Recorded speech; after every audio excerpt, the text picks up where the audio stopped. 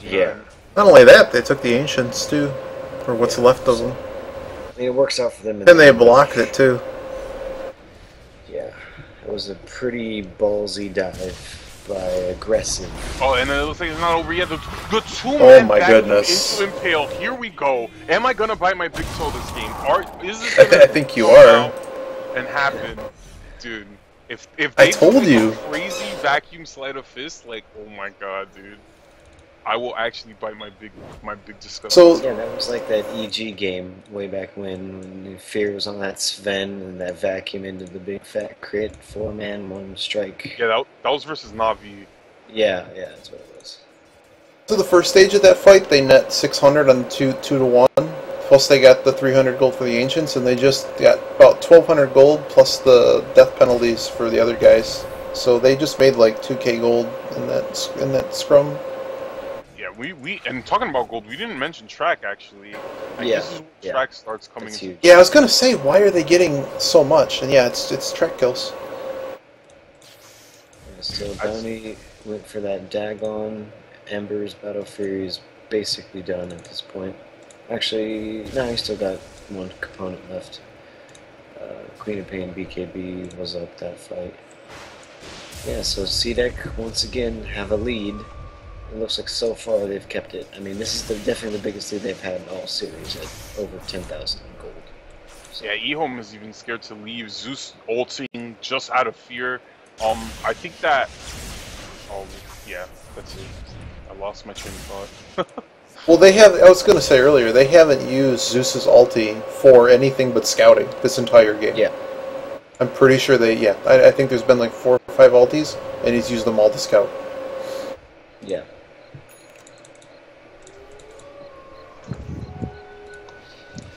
There's a haste room down bottom. S4 please. So, Bounty Hunter just keeps scouting. Like he's just scouting. And that's the thing though, it's like if your Bounty Hunter gets those couple kills in the laning phase on the enemy supports, this is what he becomes. He gives you that global information of that scouting, but otherwise he falls flat. So I mean, credit to C-Deck, they always get that good laning phase in. Yeah, and as we see C-Deck taking this free Roshan here, I mean, Ehome really cannot contest this at all, like they're too far behind at this point. So they're going to scout it out. Well, I mean, I don't think that C-Deck can finish it. Yeah, I guess not. You're going to abandon it? Yeah, they're actually going to abandon it. Ember not good on the Roshan. I guess Sleight of Fist doesn't work on Rosh, does it? Alright, anyway, they're gonna meet here. They're slow. No way. They see the Earthshaker, They put the Orchid on him first. This could be big. He BKB's 4-man ulti. The call down doesn't do anything because he's BKB. Now she's gonna go up and mess with Earthshaker. Earthshaker's not gonna be able to get a good ultimate off. Gyrocopter's running away. The Ancient Apparition is gonna be next, but they're actually gonna focus down the Gyrocopter. That was the quad plated. That game is still going. Oh my god, he's ulting off. He's gonna get the Ancient Apparition. He's not gonna stop until he finds him. Is he gonna find the Ancient Apparition? Went the other way though, dude. The Ancient Apparition doesn't have a TP, so his only shot is side lane shot. It was a good wraparound. I don't know. I guess that was cute. You could say it was intended. You know, they said they had to leave Roche, and they figured, hey, they might be coming at us, so might as well wrap around the other way. Well, I mean, what's the worst thing you can do as Ancient Apparition is to go to a team fight and not have your ultimate, right? Yeah. So what did they do? They scouted the Roche pit with the ultimate, and then C-Deck knew exactly what to do. You basically feign that you ran away, or feign that you're going to go back in, and then they smoked right into a trap. And they just basically backdoored them, and they took that same high ground they took before. And I think the reason they're taking it is because Earthshaker can't... I mean, they stopped them from doing it in the first place, but there isn't a really good fissure at that high ground that, like, traps people in a really obnoxious way. It's not like the one by the Dire Secret Shop, or the one by the Tier 1, Tier 2 Radiant side lane by the Ancients. You know, there's no clear shut the door, because there's multiple waves in there. It's like a T-valve. It's open. It's an open area. Right? Is that what you mean to say, or? Yeah. There's. It's hard to land a fissure because, like, think of if you wanted to block off one of the 2 bridges, where does Earthshaker actually physically have to be to put down a real block on those? That's the problem. It's like he can easily stand on those other ways and put down a line basically on the stairs. The other ones, his positioning was nowhere near to protect those. Like he couldn't shut off any of the sides. Yeah. And it's hard to do it without showing a picture. But I mean, like they picked the fight at the exact spot, but it's just not good for Urshiker to do anything. And then he just got blown up anyways. So what do you guys think about this Manta on Ember? I mean, it's good for the silence for Queen of Pain or Storm if he ever goes for that. I think he'd rather go for a Hex at this point. Like Orchid's like an earlier item, but I mean it's basically it gives him a little move speed and damage, but it's to get out of the silence basically. If it comes. Ember built this, right? Yeah. Okay, I thought something that was on eHome, and I'm like, who has the money for a Manta? And ROTK went for a super catch-up Midas. Like, ridiculously catch-up. I mean, they know it's never too late. Oh, Darkseer has the Blink Dagger now. Are we going to see the plays? Are they going to meet him top? Bounty Hunter goes in first, Glorified Scout. They start backing off, the track comes in, but Ember just goes in, he doesn't care. Sleight of Fist chains, the chains will latch, he will die. They get the AA ulti on, what hero is that? Bounty Hunter, and Sword Spirit goes in and finishes him off. And basically, yeah, it took me so long to see, like, I saw Storm Spirit go onto him, and I was like, oh my god, he's blocking the hero model, I can't see what hero it is. Thank you, you're doing great. This lag is just... Things happen and then they happened, and it's like, I don't know what I just saw. That was an even fight being shown on the recap. Oh yeah? Yeah, it is. Yeah. But it's just, in this situation when C-Deck is taking the fight on the eHome side, and like eHome can't stop them, even in even trade, like it nets the tier 2 tower, they get the Fisher off, but Storm Spirit doesn't go in. What a pussy. You'd get hexed so what do you mean? What do you mean? Zin has an Aegis. What are you supposed to do? It's Dota 1 name. Yeah. You kill him and then he kills you. There's just nothing. When I don't know. That's like scary carries that when they have a second life like that. I mean, you have to know that you have it in order to go in on it. Yeah. Queen of Pain did get that AC again, so building always that right click. Dude, that right click Queen of Pain, I like it, because it's like, makes her useful in two ways. But are they going to get cut off here? Bounty Hunter is on the high ground, waiting for them, he gets the track off. Aggressive, obviously he's going to go in, on two, he goes in, the Skywrath mate, the Sword Spirit gets the BKB off, the cooldown is on everyone, but we'll see, they're all like dispersing a little bit here. Ember is in the front lines, he doesn't care, he's going to man fight a gyrocopter, and Queen of Pain blows him up with ulti, but he does get away with the TP. Ember Spirit is gonna come back with Aegis. He knew he had Aegis, that's why he man-fighted the gyro. He didn't care. Like Pop dies in the base. Oh, that's a big kill for that. Basically, he's 7. Yeah, that was 1,485 gold just for her. That was a huge wow, that fight was terrible for eHome. Yeah. AA just like got all. So one silver lining. Yeah. So I don't know if she knew to do this, but the reason that she went back to base potentially is that she wasn't near any heroes when she died, so that the net worth bounty for being near a hero death, so all of the bonus, we'll just call it bonus gold, that could have been given to anybody nearby doesn't happen. And this is why like heroes like Invoker are currently terrible, for Sunstrike at least, because if you kill a hero, you still get the kill gold. You saw the 1485, but there was also probably like 2,500 gold in like the net worth difference between the two teams that calculates out of their bounties. So she died in the base, which I think it's a problem with AA. I think it's something that has to be addressed because I mean that was definitely an earned kill. Yeah, I don't know. It's weird. So basically, you think that if an Urn gets a kill, or if an AOC gets a kill, or if like a Sunstrike gets a kill, then automatically that hero that got the kill should get the AOE for it. That's what you're saying, right? No, I think they just need to redo hero bounties. Because it just, I mean, if you land this, if you get the kill, like the game is being, you know, set up to, if you're behind, you're supposed to get this much gold. And apparently, we're kind of having this weird discussion behind the scenes of, does it go? Should it be going all to one hero? Well, the pro community really hated that. Well, now giving like here's a free Midas AA you could just buy a Midas right now. There's not a problem with that too, but but they also should have gotten more gold for that. So I don't know. It's just like an ongoing thing in the back of my head. Like, it's so complicated now for how hero bounties work that I'm not sure you can, without like restarting on how how much should a kill really be worth at every stage in the game. Because I've seen games where like First Blood actually, like First Blood that gets traded up and back, it's actually an even kill, and I'm like, how is that even possible? To get like 200 gold for First Blood and then feed and then lose money or get even money. I'm like, you got First Blood, this was a bonus. But because this weird net worth bounty stuff, if 3 people are around, weird things happen. Oh my gosh. Alright, so I guess there's a necro book on someone, by the way. Oh yeah? I don't know who built that. It's on Darkseer. Oh, Thank you. My thing is stuck. There we go. Yeah. Why does he want a necro book? Just make sure the lanes are kept back, and it isn't the best team fighting item, but I think it's one of the best ones you could get. I guess just so, like, you throw it in, and if Ancient Apparition or Zeus somehow kills the thing, it does so much damage in the fight. Yeah. I know what it's for. It's for Gyro. The mana burn is good for Gyro. Yeah, it's good against pretty much all of those heroes, basically. Yeah, really, it's good against Earthshaker too.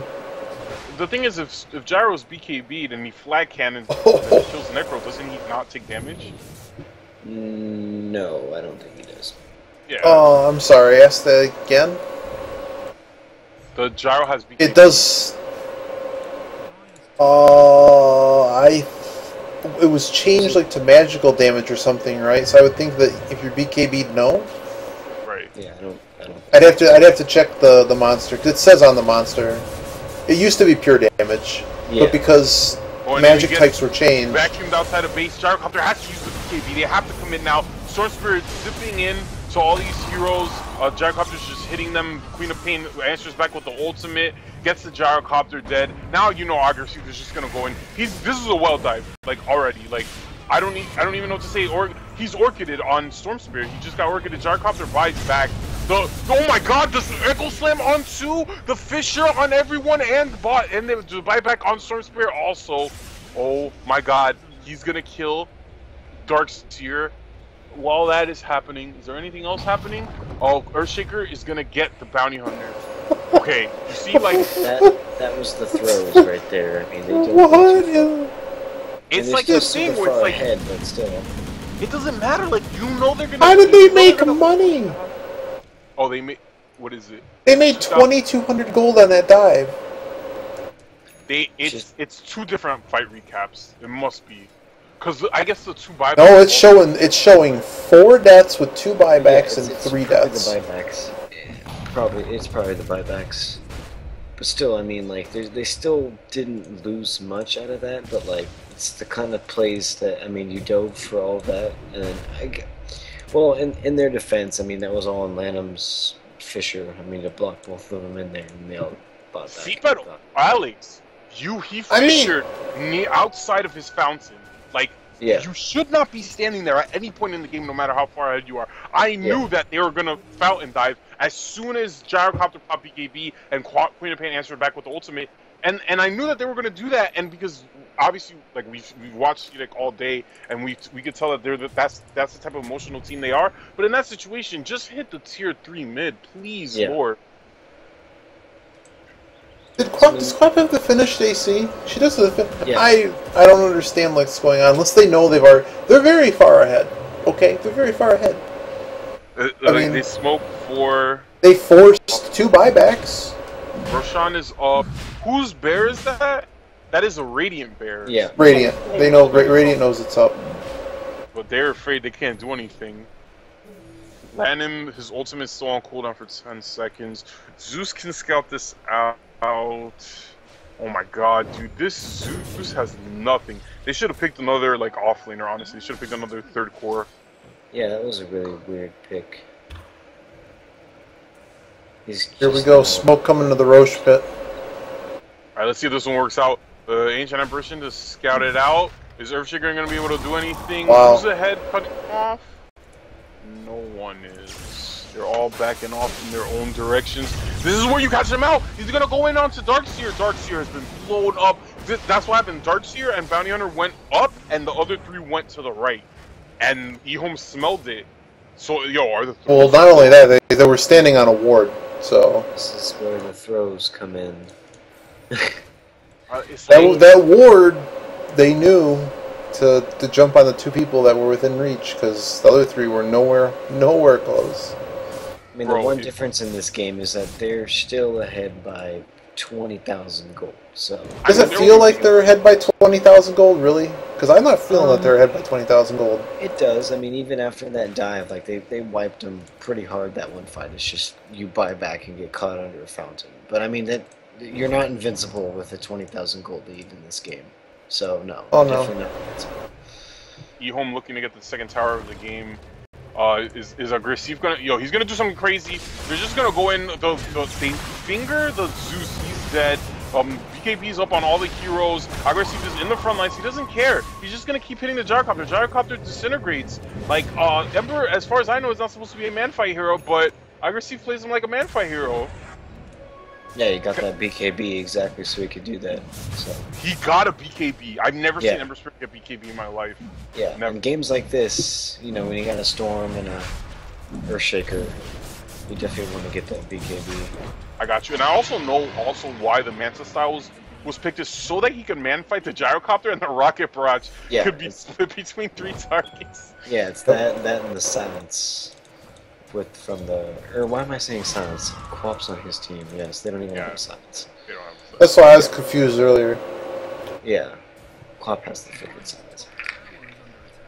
Dude, but it makes it. I mean, it's a disorienting move. It's a trick move. Yeah. It's when you can't afford a BKB, but you need a damage item, and your only problems are like silence and stuff you can manta out of. Oh, I guess look at the buybacks. This is gonna be it because Ehome doesn't have buybacks on like their heroes. Yeah. Remember the fountain dive because 2 of them are still on cooldown. Yeah, right. If you and 2 of them can't afford it. It was all tactical dive back there. I don't think they started it with the intention of that, but I mean they didn't want to fight the tier 3s. I mean it's a huge blow if you had to buy back. Without actually, like if you're defending your tier 3s and you have your entire team spy back, you basically all have Aegises, right? Well, if it wasn't even a fight for the tier 3 and you had to buy back, so the next 6 minutes, I mean, they basically can push and know that the 2 key heroes of the game can't come back in. And that's, I mean, whether or not that was intentional when they started doing it, it seems to be exactly how it played out. I don't think they're going to get I don't think they're going to finish that rack cell before those come off cooldown. It's going to be close. They've got a Hex now, so that's a huge item. Like, that's perfect for the Storm. Like, they can pick off a Storm easily with that thing now. Even if they... Oh, go ahead. Yeah, they might find him down here.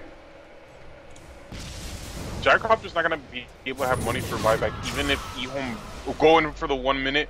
It looks like they're going to go in, they just, push in the lane, I think he'd have enough. You pipe up. Zeus puts the thing on the ground. This is what you have to do. Just hit the racks, buddy. Hit the racks. They hex Gyrocopter. Oh no, they're gonna win. This is ridiculous. Like there's all the BKBs, Storm Spirit's in the back hitting Quap, but Aggressive doesn't care. He's in the front hitting your AA and your Gyrocopter. He killed both those heroes. Erlanum, oh my god, he ulties, but he doesn't matter. It doesn't do enough. How did Ember Spirit look like he disappeared and then he came back? Was that just his ultimate? Yeah, he popped to a different remnant. Okay. Because like Lanham ultied him and then Ember Spirit was like obviously stunned for a sec and then he like disappeared and came back and killed him. Oh, Storm Spirit goes in but he doesn't get to do anything. He knows that if he gets hexed by Queen of Pain, it's... Yeah, that was the most he could do. Because his BKB's on cooldown still, right? Yeah, he's still got 15 seconds to think about things. Think about life. Look at ROTK. ROTK is going out there. Where's Aggressive? He's not gonna go for that Zeus, seriously? I guess they learned their lesson. They're like, yo, no more throwing, please. Cause like, yo, the CDEC I know would have gone for that ROTK in this. He's 2 and 9. Yeah. Oh, he's 2-9 in the Chinese Dota game. Yeah, it was a really weird last pick. He has over 20% of all the deaths in this game. Yeah. We got that big crit, big boy crit. I know them. I've seen the Moon Meander math video, and I'm always surprised why they don't go for the second Battlefield. But obviously, Aggressive wanted a man fight, so he went for these side items like Manta Style and BKB. That's why there's no second Battle Fury on him. All right, so the fight. Does he need the second? Is the thing? He already does like enough damage to destroy their team. So there's the track out on Zeus, that's huge. Now they see all the way inside their base. Now the high ground advantage doesn't mean anything. You have Queen of Pain in the front. She's getting bursted down though. Is she gonna be able to pop her BKB? Sorcerer goes out with his BKB, and he actually takes out the Quap, but Quap does have that Aegis, so it doesn't even matter. Now, Lion blinks forward, kills Storm Spirit. Storm Spirit buys back. Gyrocopter is gonna BKB and go forward and try to hit as many as he does. And he kills everyone. Quap gets away. He doesn't kill everyone. He kills Darkseer, Bounty Hunter, and Lion. They're trying to find this Quap. Quap gets to blink away, and yeah, they actually hold. They hold that time because Storm Spirit had the buyback, and he actually used it at the right time and everything. Yeah, 2 buybacks, and then Darkseer bought back that fight too. For no reason though. I mean, he had the travels. He had the travels. I guess they were trying to end that game now, but they hold once again with those buybacks. So. Well, did you guys get a fight recap for that? Because I don't think I did. Yeah, I did. Okay. Well, do you remember like any numbers? I was just looking at the buybacks. Gyrocopter BKB. Let's go. I mean, Blink Dagger. What? Like, let's go. What is that about? It's like. I don't think I've ever seen a Gyro pick up a Blink that I can remember. And 3 straight Dagons for a Bounty Hunter. So he's got 5 up. But yeah, I guess it's just to catch up with the Storm. Like, he needs to follow in the Storm or the Earthshaker. That's all I can think of. I mean, he just needs to get to his team as fast as he can, so... That's really, I don't know, that's really interesting though. Like if he had like an Abyssal Blade, because that's always a good item, blink Abyssal Blade and kill somebody, but yeah, that's interesting. I guess like, the only thing I think of is to counter, like Cedek goes in, Gyro stays all the way in the back, so make sure that Ember does not go on Gyrocopter at all, and then he just blinks in. Tries to rip everyone apart with Monkey King Bar. I mean, Alright, so it looks like they're gonna go in through mid. Lion blinks forward, hexes. Oh my god, he gets a 2-man impale. Gyrocopter is gonna put the cow down now. He's trying to fight through this. The fight, Gyrocopter's health is going down little by little. Something gets thrown at Gyrocopter, but it's not enough. He lives in 20 health, but Ember doesn't care. Ember, son. Game. Ember. Yep. Well, they finally held the lead. I guess I thought. They finally held the lead, right? Even though they did throw a little bit, it looked like that at the end they're like shuriken toss on Gyrocopter, and Gyrocopter is gonna get the lead with 20. That was nuts. Finally, like this should be 2-1 Cedek. I didn't see the second game, Alex. I guess by what you were saying, Cedek even had a greater lead in the second game. So if I feel like I mean, obviously this one ended as a bigger lead, but I mean they had the perfect early game. They had a Brewmaster. He got I don't know, like a 10-minute blink dagger, I don't even remember, but basically they had 2 straight fights where he didn't get a split off, and they basically threw their lead away after that, so yeah, they finally held a lead here, so they're still alive for now. Who said this was going to 5 games? Who? I said it could. I want to know. I said it could still go to 5 games. You're banned from this channel.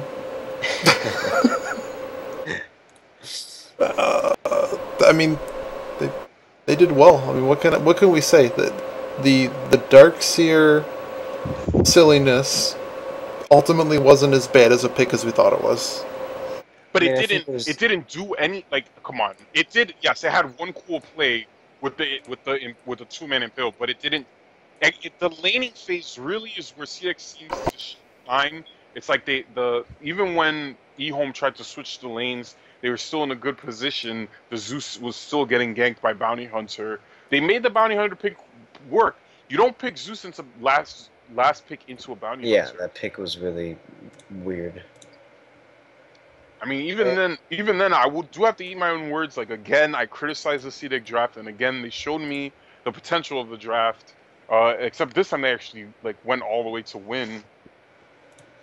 Yeah, I think it's just compared to last game, they had their main carry player playing on a Brewmaster, and when that doesn't work, like your entire draft falls apart. So instead, he's on an Ember this time, and you know that's so much easier to carry a late game with an Ember compared to a Brewmaster. So.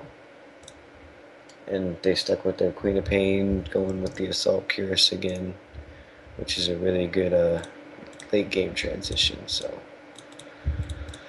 they beat the Gyrocopter. They finally did it. So we'll see if they let it get through again for the 4th time. I just think that if they would have laned, if Gyrocopter would have went safe lane right away, maybe it would have gone a little bit differently. But who's to say? I think it's just that Zeus pick did literally nothing for them. Like, nothing at all. Like, that was just nothing. I don't know. Yeah. It was a terrible pick. I mean, he had a 30-minute minus. That was it. So. Yeah, at least Darkseer makes your lanes better in general. Yeah. He was basically just a ward with his ultimate the whole game. And then they still threw with that when Storm jumped in onto nothing and then lost that fight. So, yeah. I mean, I wonder if they're going to ban the Queen of Pain this time. Because, I mean, it's been good every single game. EHOM, I mean, to ban the Queen of Pain. And maybe they're the ones that give away the gyro this time. Who knows? I don't know.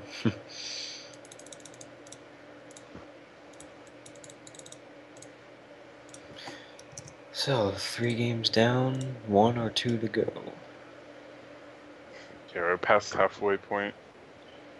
And then we got NA in 4.5 hours. NA in 4.5 hours, god damn. But it's like the beginning of NA, right? It's like crappy NA, I want to say, almost. Oh no, it's not. It's the last. What? Yeah, the last 2 series. There's only 3 teams left. Yeah, my bad. I mean, you have one team. You have one team that has propensity to throw everything away, but even when everyone thinks they could finally do it. It's the what do you call it? The feel good story gone wrong.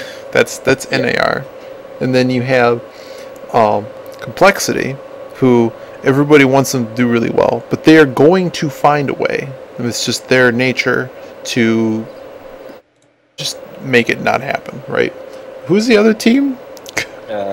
Who's the other team that has to now win by how I'm? Oh, right. They have an actual sponsor. They have an actual sponsor that every single year that I've watched the International, the sponsor sponsors a team to try to get them in the International. I have no idea why they do this every year, because the team never really does that well, so I can't imagine what kind of exposure they get for doing so. Well, a couple times they disbanded. I think the last time they did it, it was more like the team just disbanded instead of like them just. That's true. The original Mouse Sports team, but yeah. But every single year since, it's just like the Indy 500, where there's a bunch of cars, like it's a 33 car field, and they have a little bit of difficulty filling the field, but everybody that makes race day gets paid. So what happens is if you can qualify a car, it could be a jalopy that's going to not finish the first lap of the race. You're still going to get, like a $100,000 check, and then you also get in the show, you get on TV, and you're going to get a sponsor. So that's kind of how isn't that terrible? I'm just so gurging out. It's so bad. But that's how I feel about Mouse Sports, is that they sponsor a team around TI time that has a shot. I have no idea what the contract is. The contract could be, we take half your prize money, but we're going to pay you, up front for our exposure, like $5,000 or something. So it's a really sweet deal for the team, and they really have not that much incentive to actually make it to TI because they already got paid. Mm-hmm. They made more money than NAR did on this. That's probably what happened. There you go, straight from the horse's mouth. You lost me at NASCAR. All I heard was "I am white." There was no NASCAR. Indy 500 is not NASCAR. Oh. Indy 500's in the It's a really big difference. I'm a big auto racing fan. It's a very big difference. Oh, we have a question from the chat. We have a question from the chat because we have a little bit of a delay until game. By the way, people watching the chat, I have a few people that I know that are in here. Game 4 is coming up in like a matter of minutes. There shouldn't be a long delay because the Chinese teams traditionally take a break after the second round of a second game of a best of 5 series. This was game 3, so it should be up momentarily. So the question that Yogi the Monk asks is how to set up lanes in really low MMR. I think he's a newer player. Basically, I mean, depending on what you're defining low MMR, if you're talking like 3K or 2K or 1K, like when you're... Say you just installed the game and you've played like 20 games at most. I mean, at that point, you find a hero that you like and get good at it, because one person can win a game at low MMR by themselves.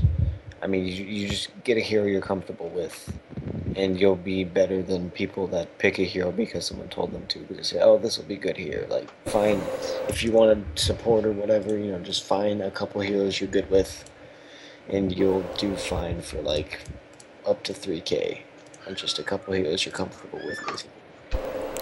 I think that say.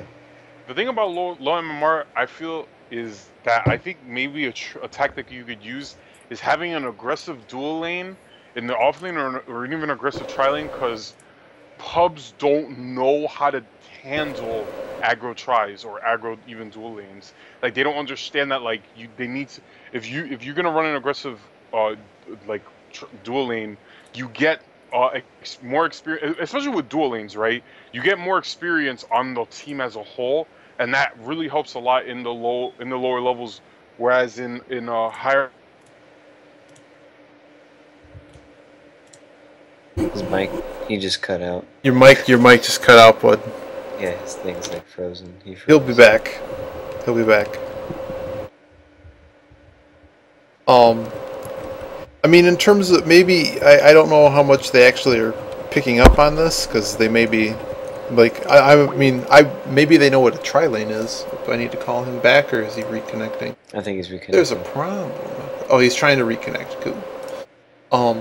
I mean, I was gonna ask you guys, what kind of heroes did you learn the game on? And I mean, I was brought into the game on Dro Ranger. Yeah. When I first started, like, forever ago, basically just randomed until you learn the game. Like, my first few games... Like, That's fair, too. That's fair, too. Because the people you're being matched up against are, I mean, the standard that we probably play the game are terrible. I mean, it's not that they shouldn't play Dota, it's just that they haven't played enough games. Yeah. But yeah, I mean, I just random... I mean, basically, TS, like, what's the point of only being good at one hero or a couple heroes? It's just that it's not that you want to be good at one hero, it's just you need to get a good feel for the game first. So instead of worrying about what hero to pick, find a couple heroes and just get a good sense of the game. You need to know, like, you know, just map awareness and stuff like that, like when people are going to gank you or when you should gank other people, when you need to help people out. So that's why you pick a couple basic heroes, just so you get a good feel for the game. It makes it a lot more comfortable that you aren't screwing around with builds, screwing around with your stat points, screwing around with what items I need to pick up. If you've played the same hero for a bunch of games and you're paying attention to exactly what you're saying, but it helps you pay attention to other stuff besides what's happening specifically with you. And that's, like, the least important thing in Dota is your hero. Everything else is how you want to react to what's going on, and knowing the tools that you have. So when you understand your toolbox a little bit better, and you can pay more attention to other stuff because you're not fiddling with your toolbox as the game is going on. It's like I'm playing, Magic, and I'm looking at I'm still trying to, I'm in a tournament, trading card game, Magic the Gathering, and I'm looking at how all the cards work in my deck in a tournament for money, and it's not going to go well, because I would assume the guy that I'm playing up against knows how all my cards work, and I don't. Yeah. 3 solo lanes with some...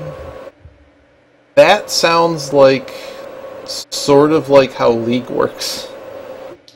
The problem with 3 solo lanes is there's like the heroes that do well with farm usually aren't the kinds of heroes that do well at protecting. Like, if we just want to break the game down into 2 very simple archetypes of heroes, there are heroes that are supporty, or we'll just call them early game heroes, and there are late game heroes. Late game heroes are the ones that you, in a very loose sense, would expect to farm the whole game. They don't farm the whole game. There are times when they get a big item or something, they should fight with their team. When they think they have an advantage, you press that advantage. But there are heroes that farm, and there are heroes that basically protect their farm and make things happen in the early game, because the early game heroes tend to have stuns, large nukes, abilities that scale quickly with experience points gained. They don't have to farm, they just have to be near things that are dying. And they have stuns, disables, they have all the stuff that makes it these team fights that we're going to be talking about. They have the moves that make it possible for the carries, or the people, the late game heroes, to just beat on people because people are stunned, running away from things, hexed, silenced. They create a situation where the carries can do their job of just beating on things with their right-click damage. Yeah, exactly. But yeah, I told him, someone probably read a guide on the fresh guide on how to necro ancient. Like, that's just... Yeah, the necro ancients one, it's just painful to me. Yeah. Because it's like necro has his nuke. It's not even clear. I mean, like this Dagon necro thing. Necro has this wonderful Q that I see people like. To me, like, to be taking incremental small damage, okay, that adds up over time, that's great, because that's his heart stopper aura. But the Q that he has is like, here's a free mech at level 1. If you decide to like go for the bounty rune at the start of the game and you all dive in to kill someone, you do like 100 damage to the other guy, and you heal all of your guys for an immediate free tango. That's incredibly powerful. And I pretty much always take Q level 1 if we're gonna fight. I mean, we're just gonna stand in the lane, stare at each other, yeah, I'll take the E. But that Q is devastating, and it just amazes me how many people they write it off. And it's like, that's why you used to build a mech all the time in Necro, because it's like, here's a mech plus the Q.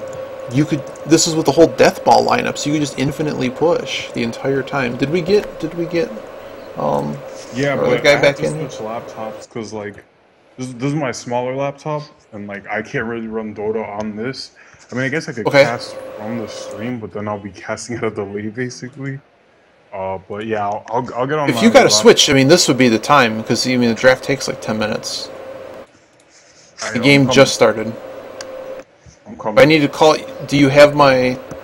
Yes. Do I need to recall you or anything?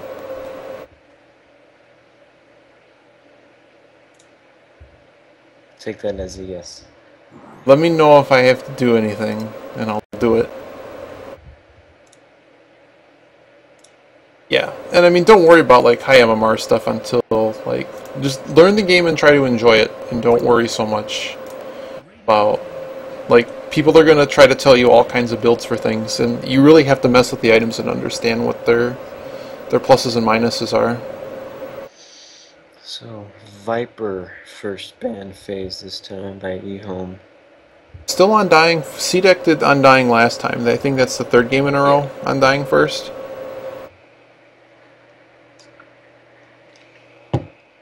And those are loosely the same bans for eHome, except the this is interesting because it's like a micro meta that's formed in this series. Queen of Pain again. Gyro again. Are they gonna give up the gyro? Like, this is like literally all 4 of these games basically have the same drafts. C-Deck has had gyro every game? Is that, or excuse me? No, eHome. Gyro's been picked. Gyro's been picked every game. Yeah. eHome's had gyro 3 games. Yeah. Wow. Okay.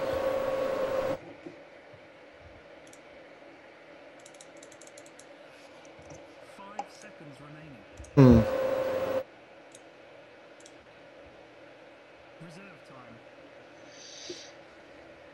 Like, what did they first pick last time? They picked... that was followed by the Darkseer. It was... I'm trying to think now. Let me check. They had Queen of Pain last game. Yeah, they did, didn't they? Yeah. That's what it was. Yeah. Who else? Who else? They had Queen of Pain. Bounty Hunter was second. Bounty Hunter. And they followed it with the Darkseer, and then they finished with Ember, and the fourth one was... And now Cedar gonna get Gyro for the first time this series. Cool, cool.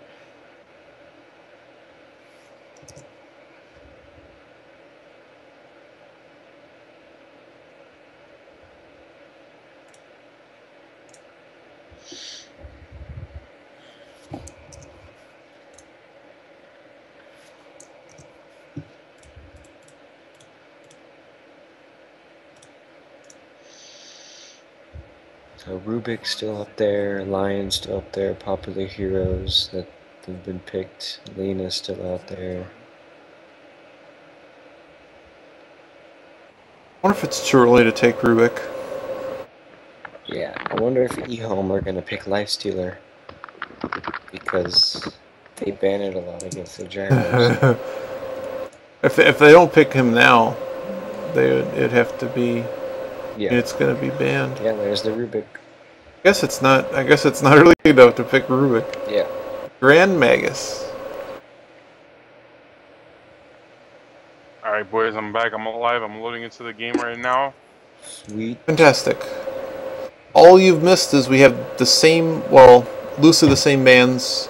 It's Undying Dro from C-Deck, Brood Viper from eHome, and C-Deck is on Dire again. And they have Gyro and Rubik, and it opened with Queen of Pain on eHome. Interesting. So this time, C-Deck got the Rubik. I mean, the gyro. Yeah. Yep. Well, they got the Rubik too, but yeah, the Gyro's the... I was just reminded for sure that eHome had Gyro 3 games, so they're 2-1. They let it go this time. There's Ancient that apparition. again. Like this is some like it's like they figured out their own meta already. They know exactly like this. It's like a little microclimate inside of this series and maybe the previous C-Deck series. So also put money on C-Deck picking Darkseer to deal with the aggressive tri-lane. Yeah, there's the Lifestealer band, so yeah. So This is like it's like we're chess, and it's like we have an opening that was that whole, we had Shadow Fiend at the start of the turn, but then it turned into this Gyro Queen of Pain +1 stuff, and there's like this variant that we keep going down, like this just weird set of moves that's just like unless we're really into their thought process, we're just not. Okay, so no Bounty Hunter, so here we go, we're going down this variation. yeah. We had Bounty Hunter last time, and now we can't have it. Just imagine if your predictions were on just based on this series, we'd have what, like 15 heroes picked? Like, if that. Picked and banned. One thing I haven't looked at is the previous patches, like how much certain heroes have been played, and their rate of what do you call it? Like how many heroes actually are seeing play? Like not just like the top 10, but like just like a hero like the Pudge that got picked 4 times in this tournament because people are screwing around. Don't count that. But like obviously Gyrocopter count, Rubik could obviously count, Ancient Apparition would kind of be like a mid pick, and just see how many heroes actually aren't being picked. So you Yeah. ban the It just Bounty Hunter, this feels very Clockwork. stale. Yeah, Clockwork again. Well, because they haven't banned PL, they haven't. Well, Brood Brother's been banned, but there's no ban on PL, so somebody had to pick up Clockwork now before somebody bottlenecked into the ban phase. What do you mean by PL? So people have been banning Clockwork. There's no PL ban and there's no Clockwork ban. So if Dire were to have not picked Clockwork here, I suppose they could have picked PL, but then the counter would have been picked. Let me say it again. So Clockwork was picked, so eHome can't pick PL here. I guess, okay, let me put it this way. If the Clockwork pick was on the Radiant side, then C-Deck would be banning PL. Does that make sense?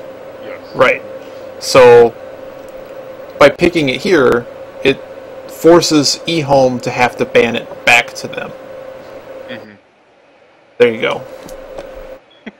It's confusing, but it has to do with the fact that there's one pick left in the round that belongs to eHome. And so this picking Clockwork here has an edge because now eHome has basically lost their final ban. It's very complicated, but I would imagine that they have to ban PL unless there's something that, like lineup-wise or synergy, is just more dangerous. I mean, CDEC aren't going to pick PL though because they already have the gyro. But again, going off of your, like, these guys are only messing with the same 20 heroes, so who knows? eHome might ban. PL's part of it. PL's part of it. Because Brood is part of the ban already. Earthshaker's still in though. Hero. Amazing. Let the Razor. Okay. Without the nicks and cuts of a blade. So I guess I should. But Razor's really good against all these heroes because, like, Clockwork blinks in, he's slowed. Gyro can't cast a spell on Razor. Basically, because, like, you can't cast spells on Razor, and, like, even if Rubik lifts, he's just gonna get slowed, and Razor will just chase after him and kill him off. Razor has to Is there a hero now? Because this is all based on, like, his unstable current and his other dumb moves, but, like, namely that he purges anything that touches him. Is there any hero that now that we have this Silver Edge crap that disables heroes' passives? Is there a hero that can be picked that takes out Razor? Besides Doom, obviously. I mean, Slark. Slark's a big Silver Edge guy, but of course you have the Apparition again. Ursa could work. Kunkka works, yeah. I mean, just DK that can build Silver Edge. I mean, Gyrocopter can build That's fair. Silver's Edge, so... Scarlet Mage is good because if the Ancient Apparition aggressive tri-lane is coming, even with Razor, Scarlet Mage should be able to handle it, like, you know, just with the spam. Yeah, I think that's enough. I think they have... Aerith is enough. Yeah. You know what, here I'm surprised that this little micro meta that's happened at this tournament with the Chinese Dota games especially, like, Vengeful Spirit is just not part of it. When Vengeful Spirit, I thought, was like a big mainstay of what they would normally pick. They basically replaced her. Yeah, he basically replaced her. They keep banning Dro. I think if Dro goes through, Venge goes through. You know what I mean? Yep. They don't. There was a game where we casted where the Venge was in. With the Dro Venge won, but they keep banning Dro. I thought you were gonna say Abaddon because I feel like Abaddon counters all this stuff. Like Queen of Pain can't go on an Abaddon. Like no one can just go on an Abaddon, and both these guys have this healthy mix of magic damage, and Abaddon just loves that. He's like, please, I'll soak it all up. But whatever. These defensive healing supports is not what these, like, we haven't seen a single one. Not one Omni Knight. Maybe there was a Dazzle, but I haven't seen any. Like, not one Abaddon either. They go with the Witch Doctor here. Speaking of healing supports, which has been banned in the last couple. Like it was part of their little thing, and then the Tidehunter banned right after. We'll see. They're gonna need a way to cancel Witch Doctor. They have Clockwork and Rubik. I guess technically Skywrath Mage could get in there with the Silence, but I don't know what the cast range on it is. It's pretty good. I forget what the number is. It's like 600. Ancient Seal, right? No. Yeah. Yeah. Is it Seal? Yeah. Yep. It does not tell me the range. Really? Kidding me? Volvo, please. You have to go to, like, Dota buff to figure out that. You're supposed to be able to click on the spell in the I game. can't. I can't alt. Oh. Aha. It doesn't work for me either. It's Volvo, please. They banned Storm Spirit. Whoa. Fine, this is some variety in this game. Are you sure? Maybe. CDEC have a pocket invoker strat, and they're gonna use it. We'll see what happens. Alacrity Gyrocopter. Let's go. I did that once. It was really... we were ahead. It was really disgusting. Alacrity is like the secret invoker spell that's so... It's so obnoxious. It's like if you give that to Jug, like before he got completely changed, it was disgusting. You had to have somebody good enough to like still cast the other invokers. Whoa. And they're pulling out all the cards finally. So. I do not like this Axe pick. Axe, I feel like it's not good against Gyrocopter, because if you just get Rocket Barrage off, it doesn't matter that you get 40. He's got problems, yeah. It's like Big Rubik. problems. Rubik is really good against it. Clockwork Cogs is really good against it. Skywrath Mage with the slow. You're giving a Skywrath Mage the ability to slow. Yo, is Yehome, did they outsmart themselves here? And like Invoker Cold Snap is like the best shit against Axe ever, honestly. Yeah. I mean, there's no early game target for Axe to basically punish. That's problem number one. Okay, so he goes and farms with a Blink Dagger. Who does he jump on that? I don't know. I mean, you have to be catching people out, which other heroes can do anyways. Like, what do you gain by picking Axe? The Ancient Apparition aggressive tri-lane, putting Razor solo bottom, we'll see how they do that. You do have, like, was there the concern, was Darkseer was not banned? Darkseer was not banned. Wow, yeah, just making sure. Jesus. Because, like, almost Darkseer would have been better. Dude, this is... Yeah, they're really pulling out all the stops. It's like now that the series is on. Like, they both TP'd in there, the ward and the stop ward. Yeah, this is a serious game now. Yeah, it's... Oh my god, my DPI button broke on my mouse. It just went in there. Oh lord. Whoa, that sounds like a personal problem. Okay. Alright, I'm gonna have to dip out on you guys here now. I got work in 7 hours, so I'll fall asleep watching this game probably. But it was fun casting with you guys. Oh, it's been a pleasure. Thank you very much for joining the Scrub Hub.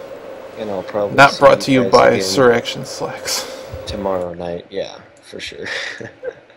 Yeah, we'll have to see what's going on. I might have some stuff to do later, but I mean, I'll be around, you know. I've been around, we'll be around. Alright, see you guys later. Yep, see ya. Take it easy, man. Thanks for coming by. Enjoy the game. Absolutely. Oh man. So they split the bounty runs. There really wasn't many fireworks over that. Are you still rigging up your... I don't know, it's in there. I don't think I can get it out. I don't think it matters too much, but... You know, I mean, like, I've deconstructed a mouse before, but I don't know if it's how, like, usually have a cheap mouse. Like, I actually had the clickers and stuff go out of the mouse. Where I had to actually take, like, a file to it to actually make it work. It actually works better than when I bought it. That's good. Plastic. I think if I just stick some tweezers in there and pull out the button, it'll reset back into position. I'm not sure though. It's not a big deal. I'll be able to cast the game without it. Figure it out later, I think. All right. So looking at last hits, so the Ancient Apparition decided to go bottom. The Axe is off lane, but again, I don't like this off lane for the Axe. Like, whatever. They're just gonna completely you know, zone him out. He's just gonna stand there. Yeah, I mean, what's a Skywrath can just infinitely just spam him with the Q spam. Meanwhile, Clockwork is over here missiles. trying to mess with AA stacks. Let's see the mid matchup. We have someone rotating in. Put a ward down. Witch Doctor needs to get a double bounce if they want to get this kill, I think. They go in. Look, this could be the first blood. The bounce, it only bounces once, but I think they're actually just going to get it with... Should be enough. One more shot. There it is. Queen of Pain. The level 2 Shadow Strike. Making Witch Doctor a good ganking support, because Witch Doctor, normally you need to get a lot of casks off, but it's before 2 minutes. So even one bounce is enough. He has a really disgusting... He's gonna go, they're gonna fight over the haste rune, he picks it up. Queen of Pain actually goes in and puts the slow on Rubik. Rubik's just dancing around them. Is he gonna try to go for this? He lifts up, he's just trying to put a little more harass on them. Dancing around the axe and stuff. Yo, S4, please. That was really close. Like, it looked like Queen of Pain might have been able to like get it or deny it or something, but because like Rubik hesitated to pick it up. Alright, so let's see here. Clockwork is level 3. Axe is level 2. He is in the jungle now. He just abandoned that lane. Yeah, you'll forget it, dude. It's like, alright, I got level 2. I got my Berserker's Claw. I got my free 40 armor for no reason. Let's go. But like the Bear Claws is not good to go in on. I would honestly go on Motor Golems first, because like Bear Claws and Wildling Rippers, I don't know, dude. You need more levels before you start tanking those, because those guys, they hurt. Like they just go. It really seems like they just go through armor. But it was for the stack. He did get the stack off, so that's good. Not a complete waste of his time. And he is gonna go for the Mudlings, which is a lot better. He's gonna need some spins though. Here we go. He might get more spins as the Mud Golems go to 3. Clockwork is going 2 points in Rocket Barrage. He has no mana though. The Witch Doctor comes over. Witch Doctor's only level 1. Yeah, dude. The Mud Golems was way better. He definitely was just like hitting the Bear Claws for the bears for the stack. Let's see here. Razor went 2/2. He doesn't have anything in the passive yet. We mentioned that passive a lot. That's normal. It looks like Invoker is getting an okay start. He's only 2 CS off of the Invoker. That's 2 CS off and the First Blood. So let's see. What else can I say about this game? I like CDEX lineup just because like I really like Clockwork. He's my favorite hero, and the combination with the Skywrath Mage is really good. If you have Clockwork go in and then you have Invoker throwing spells from behind you, Gyrocopter throwing damage from behind you, I like their whole setup thing. I don't know if this Axe pick is gonna come to fruition. I think it's gonna come down to how fast can Axe get Blink, and when he gets Blink, is he gonna be able to get 1 or 2 pickoffs with it? I think that if the game revolves around Axe, honestly, because like it is the weird pick here, and like while you pick this Axe, Gyrocopter is getting free farm top. He is 33 CS. Why? Because Axe hasn't been able to do anything at all. Bottom, they're trading Harass, the Clockwork, and the Razor. No big deal there. What is Invoker doing? Invoker's just mid. So yeah, who do you think won the draft? I don't know what to make of the Axe pick.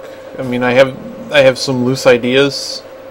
I would think that, well, if he can land, kind of like how we're talking about Darkseer, I mean, if you can centralize a few heroes, there's certainly some value to it. I mean, like, okay, so what couldn't they pick? I mean, they couldn't pick Enigma. Because Enigma doesn't, I mean, Enigma's too easy to break up because of the lineup that was already shown. But Enigma, Black Hole, okay? So, I mean, we need a stun that, catch a couple people and centralize them. So, what was that, Calling Strike or whatever, the big taunt move? I mean, that's something. Okay, so we taunt a bunch of people together. What can we do in a taunt? We can basically land all of our ultimates. Well, except, I mean, Razor's is a little bit. But, I mean, he can land a really good Q, and he can start stealing all the damage from Gyro. But at any rate, the other 3 all have ultimates that are far more deadly if we can actually land a really, really good call. Okay, you're not called. Tornado off. They get the slow off and the lift. They're actually going to suck away all of her mana, but she is going to be able to blink away. The auto killing her, not enough to get her.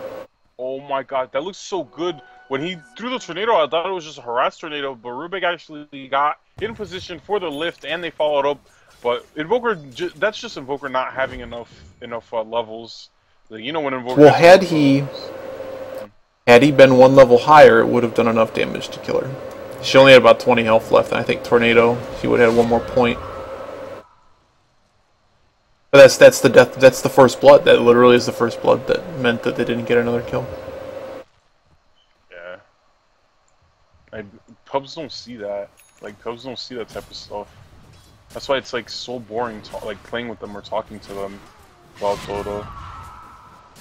It's like, look, this led to this, but like they don't think in terms of that at all. But anyway, I'm sorry. It's hard to see. It's hard to see when you're playing the game because so many other things going on. I mean, we're sitting here watching it. I mean, I'm sure these guys have been in this situation enough times to know. Well, we missed it by that much, and I know I'm behind. And but yeah, Yeah. There's so many sentry wards mid. Look at this. There's 3 sentry wards in mid. Battle for vision. What do they need 3 sentry wards for? They're just trying to make sure that there's no uphill wards Invoker? on their side. I guess, yeah, that's fair. Yeah, because like a high ground ward for Queen of Pain means that she can just like blink in with impunity, and she knows you're there. She'll get the sword off, follow up with the shadow strike, and you're probably dead. Oh, it looks like they're gonna smoke in right now. They're gonna go into the jungle. They have Razor here, which is kind of weird. Oh, he got the casket off. I think this is it. He's gonna get the tornado off, but it's not gonna be to any avail. It's just too much. Actually, the Queen of Pain ulti on top of that. Can you say overkill? Gyrocopter's just gonna run in and like look cool, but not actually do anything. That was ridiculous. I think that Clockwork has to do a better job, I guess, of communicating and being like, look, Witch Doctor's not here, so you have to stay back.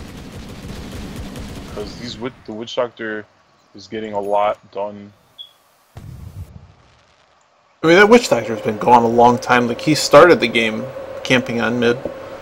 And, they actually had a ward on mid. I don't think it was actually cleared the entire time. Where they were putting all the sentries was not where the observer ward is. Yeah. I think there was one towards the top rune on the Dire side, and then there was one on the one that's still on the Radiant side towards the bottom rune. Oh my god, there's a kill. There's right now Invoker's getting chased down, but Queen of Pain has no more mana left, and he's not gonna. How did Axe die? Yeah, dude, that's a good question. He died in top, so it was that. Clockwork also dying. Oh my god, action all over the place. Not being able to. It's all pickoffs. I mean, they're rotating into. I mean, I guess the good news for eHome is that it's working out in their favor, but not exactly. I'm trying to figure out why was Clockwork there? Like, Clockwork like died. Like, I think they warded out the. Oh, there's a ward in Radiant Jungle now, by the pool camp. That might have something to do with it, as they probably tried to go and either smoke or do a ward, and then it went wrong. Because he was basically like, there's like a no man's land, between like where the pool camp is and the lane, and basically if you're on Dire, like that's like the huge advantage that the Radiant offlane has over the Dire offlane, is that there's that Badlands of, I mean, if you're here, Radiant's probably going to kill you, because if you put any ward there, it just gives all vision. Alright, dude, I gotta adjust my settings because I fixed my mouse. Okay. I have to adjust my settings back, so take over for a sec. Sure.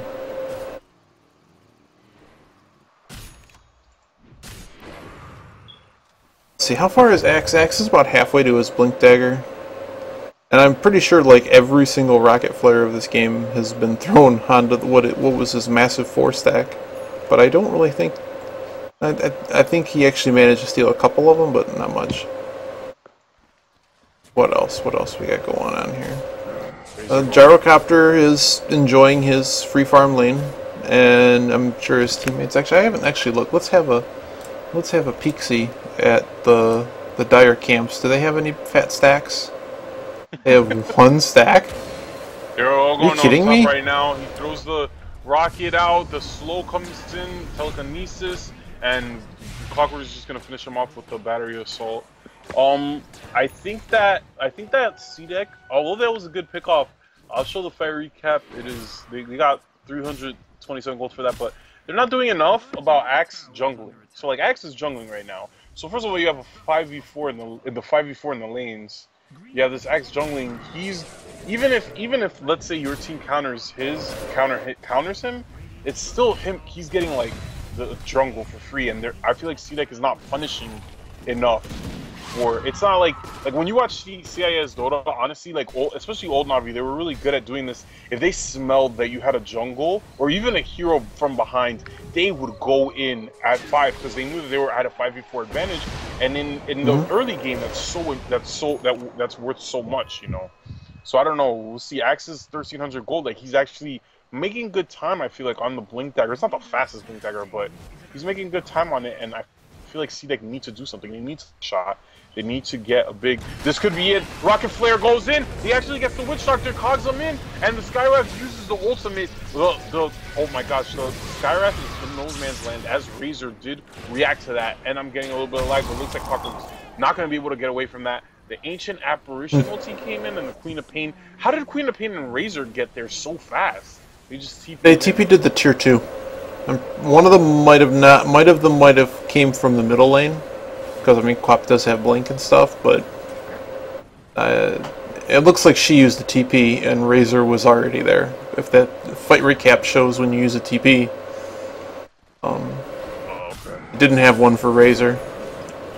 People came in from the T2, I do know that, but I don't know exactly who. Because, like, just as I'm given that mental pressure for Clockwork to land the hook, he does so. Turns into a disaster. It turns out all the E-Home cores were there. They still got a tower though. It's still space. Was it denied? I wasn't able to catch that. There's a tornado on mid, onto the Queen of Pain, onto the Razor. He gets all his mana sucked, and that's about it. So yeah, I didn't catch whether there was a deny on that tower though. I don't think it was denied. Yeah, that is good then.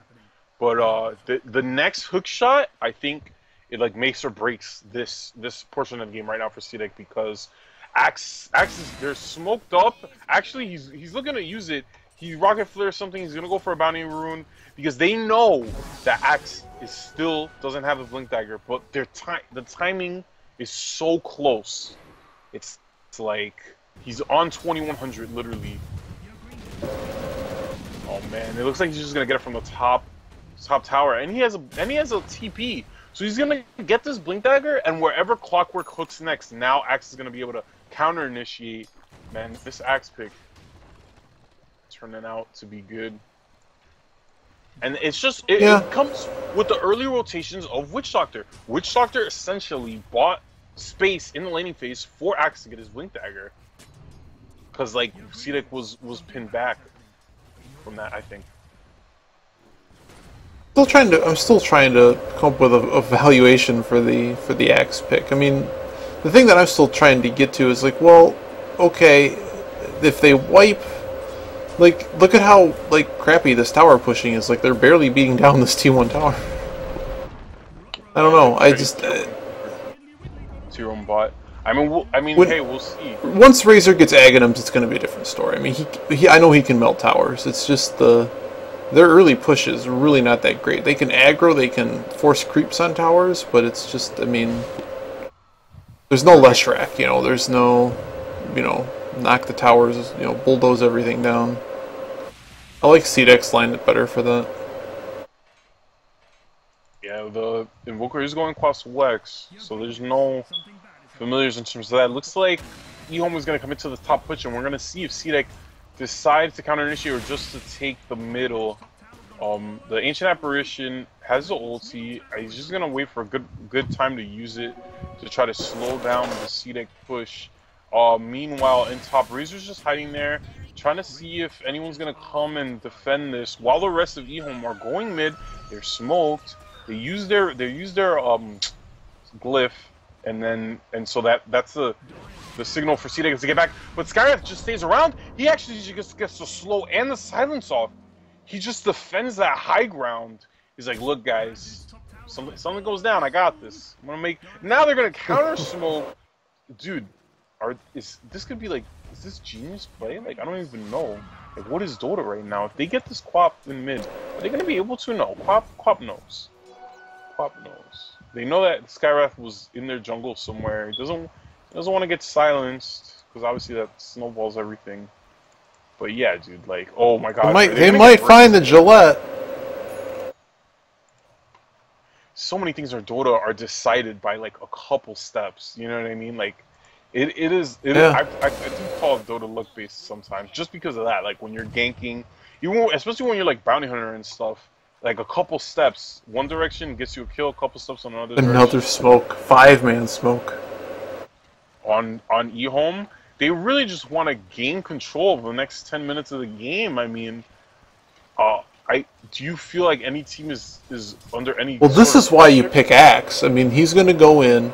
Well, I think they're under the pressure that, I mean, they need not to justify the Axe pick to us, but I mean, this is why I guess they picked Axe, is that they have a, like, the initiation here is potentially critical and incredibly deadly, but I don't know how C-Deck knew that that was up. Oh, he actually goes Oh down. my. Does not see that one coming. The tornado misses.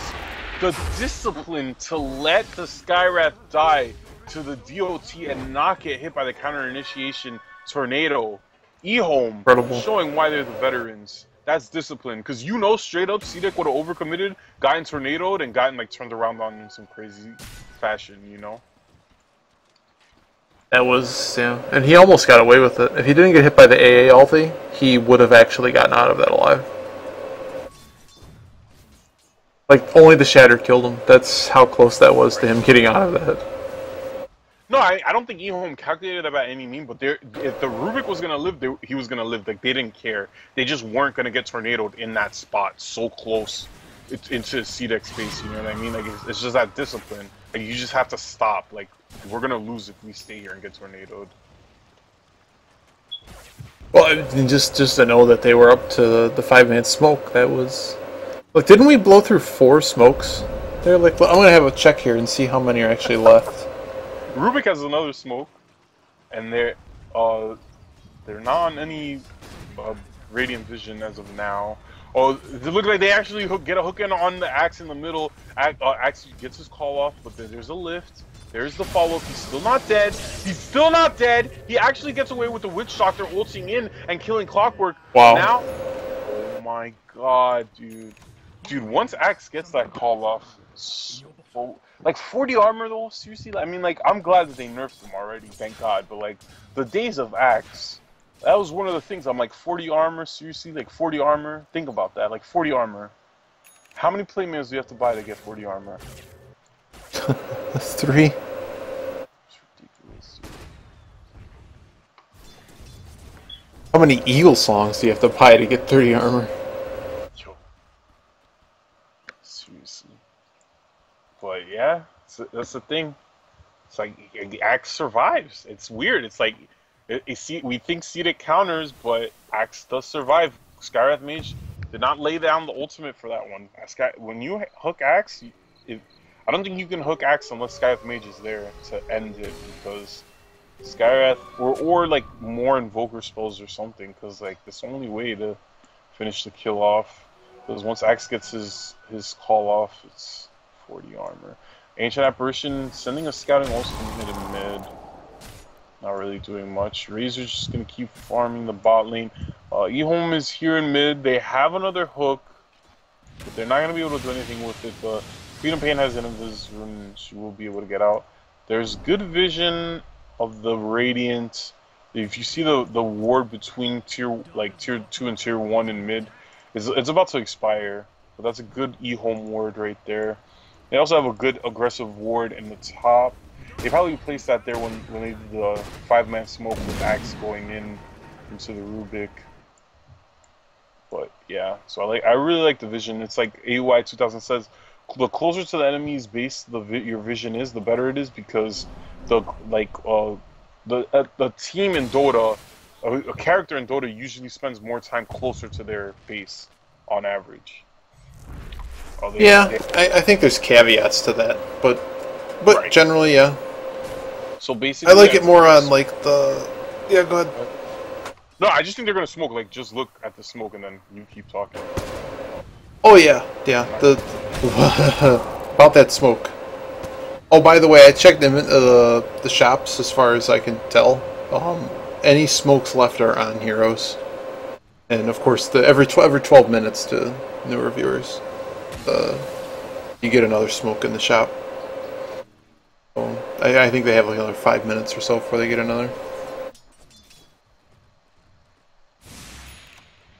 I guess they're gonna hold off on that because their smoke was really revealed there with 5 people saying, "Why did I just hit a 5-man AA ulti?"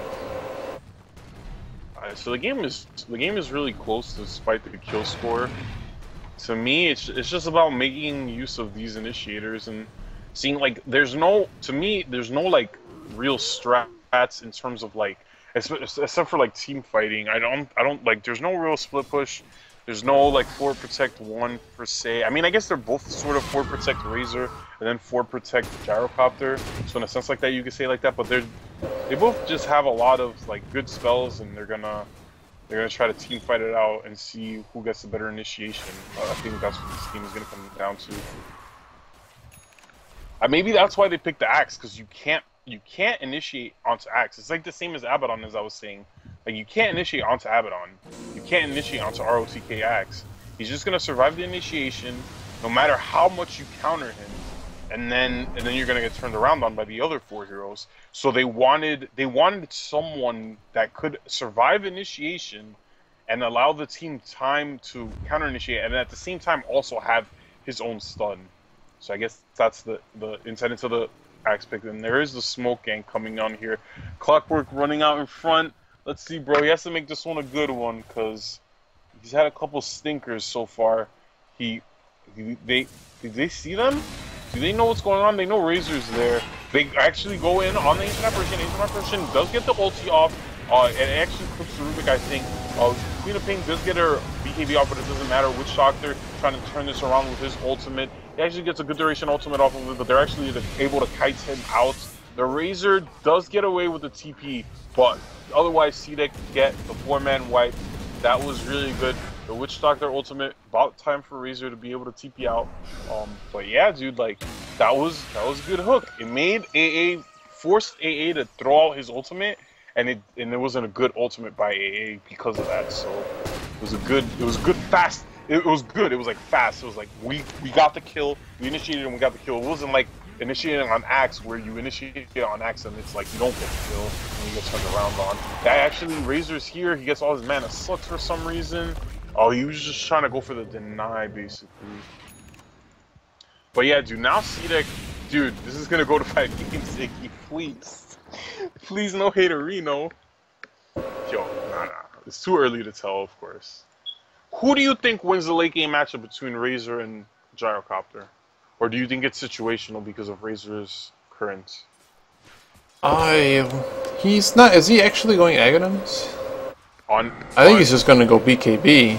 Yeah, he's building a BKB. I know it's a tough call. I think he needs a lot more cash, and Gyro is very scary. Like, he's the only hero in this game that does. He's at like 215 damage a hit. And there's anybody that's close is on his team.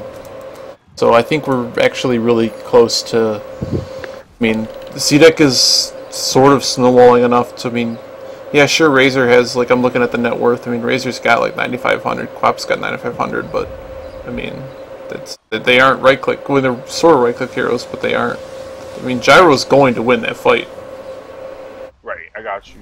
The tornado actually clips one. They actually counter smoke and wrap around. CDEC are moving geniusly right now. Last smoke in this smoke. They take the enemy high ground. They're gonna sit on this high ground and wait for Razor to come in. The lift instantly. They even took him just to make sure. The Quap gets a 2-man ulti, and Gyrocopter is just gonna chase him down. He gets a 4-man wipe. Like and they even caught the AA in the Roche pit. You might as well GG right here, Eom. Go to game 5. They're gonna get Roche.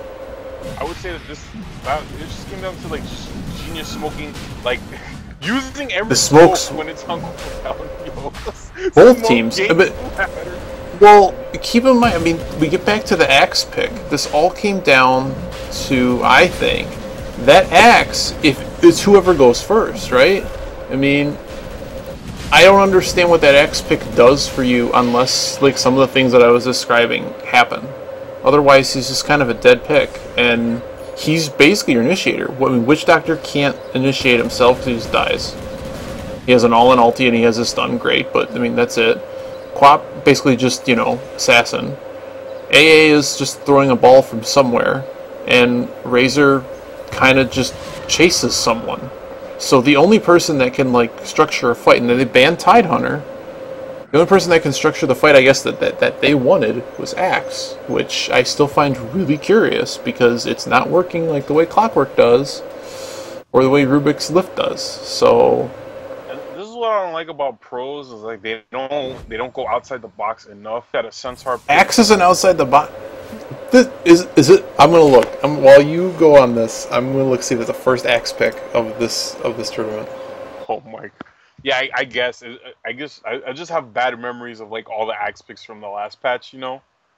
So like that's why I said that. But you're definitely right about that. But I don't know if I gotta know. Right, I'm looking. Right. He is currently, according to this, he is 3-4 with 7 picks at TI this tournament. And what about Centaur? Like, cause I feel like Centaur is really good against Forerunner? Gyrocopter. Yeah. 0-1. 0-1. 1 pick. Because like when you see Gyrocopter, if he calls down and you Centaur ulti, you just get out of there. You know what I mean? And it's like it's really good against Skywrath too. I think it blows up the Skywrath and makes sure that the Skywrath spells don't do anything to you. But that's the only other person I can think of that could structure the fights. Otherwise, they would have had to go for more of like a farming, split pushing, like a lone druid. Honestly, like they knew how to. If you knew how to, yeah, I feel like lone druid would have wrecked this game. Honestly. I played Lone Druid earlier. That was painful. This patch is not a Lone Druid patch. Doesn't he also get like 60 armor off of one spell?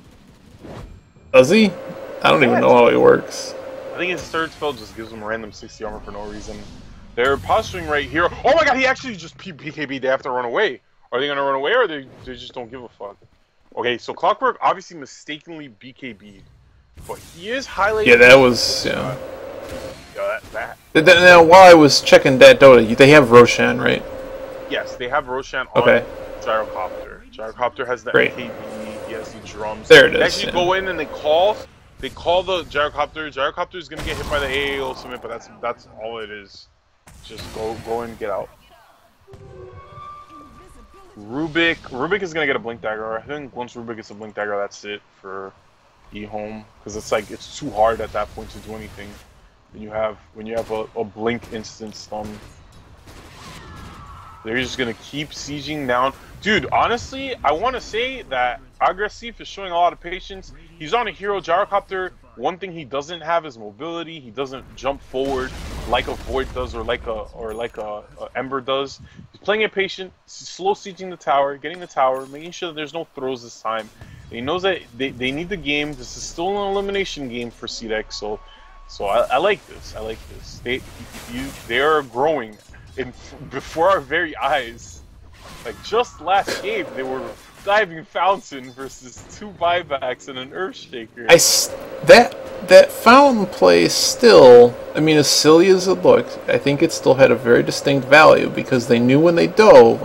This is the way I think of it, at least, is that they knew that they were going to buy back, which makes fighting over T3s. I mean, if they knew what their losses were going to be, then they're good. Dude, come on, dude. Look at the seating. I'm serious. They just went in.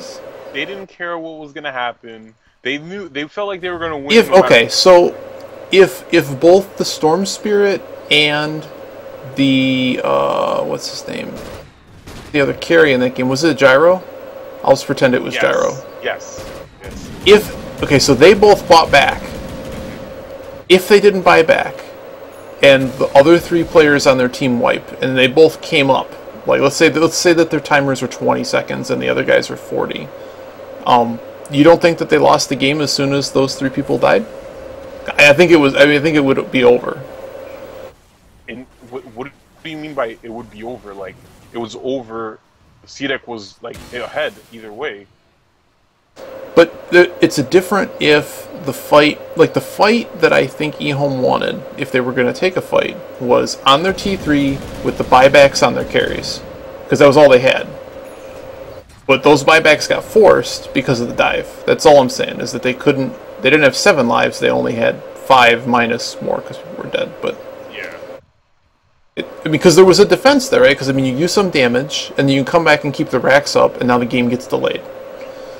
Instead, that forced the issue, and the buybacks are gone, and then they basically lost top of the money. I mean, they can't defend for 6 minutes, because if they want to defend, it's all in, right? Because if you die then, it's over. Right. But I think there was value to it. I mean, it looks very silly, but you got the buybacks, right? Yeah, but do I know that they were thinking that? No. Is that? I mean, I'm giving them the benefit of the doubt that was the plan, and somebody went go. You know, somebody said divide, divide, divide, go, and they got the buybacks. There is definitely a Chinese word for that. I forgot what it was, and I used to know what it is. But it's like basically the equivalent of divide in Chinese. It's called go. I mean, it's not gonna be go. So Queen of Pain has Ags. Trying to get that because Gyrocopter has BKB, as does the Clockwork. But is it gonna be enough? Axe. Okay, another thing. Axe stun does go through BKB. Yes. We'll see if that comes into fruition. I just feel like if Axe goes in, he just gets. At this point, he just gets blown. Maybe that's what it was. Maybe that's what it was. Maybe it was we need a stun that goes through BKB, but we don't want Enigma. I just feel like Beastmaster is, even though I don't like the hero personally, Beastmaster is just better because it gives you more vision, make sure that you don't get ganked, and you get like a Beastmaster ulti into a Quap ulti, right? And then it's like, that's a dead hero. Does he jungle? I mean, Axe is a really good jungler. There was no way he could have done that 3-on-1 lane. Could Beastmaster have, like, would he have been okay in the jungle? He has this board thing, but I don't really like play around with him boring things in the jungle. He has high armor. He does have the access, but the access, access is way better. I'm not gonna make a case. I mean, I'm not getting no 10-minute blink dagger on right. Beastmaster. Right. It's not even gonna be close. Okay. Maybe that was it. I don't know. Yeah, but Scotty done on Gyrocopter. 34 minutes. MKB, Scotty, BKB. Like, are you serious? Well, here comes the bottle ahoy. Oh boy. That GG rune though. They're gonna go for top. Yeah, that's a whole. He doesn't have ages, but he doesn't care. He's gonna be doing over 400 damage a hit with a Scotty. This is over. As soon as I know that rune exists, it's over. Forget the graphs. I don't know what this Marzobs is doing, but they put the graphs up. The graphs don't matter. What are the Marzobs? Like, what is that? So there's a bunch of different lobby casters, and right now the English one is drunk. So by drunk, I mean they're probably really tired because their camera kept drifting off to the side. Okay. So it's like when Gyro was microing the T2 tower, like the camera was like on the eHome logo, and I'm like, that's stupid. So they're tired, so they're like trying to keep things in the screen because they've been going since like what? Because the NA ones ended and the Chinese ones basically began like an hour later. Like I saw them in the lounge. You saw that on the stream. So I switched to the Chinese broadcasters because it's their time zone. So Mars. What do you know?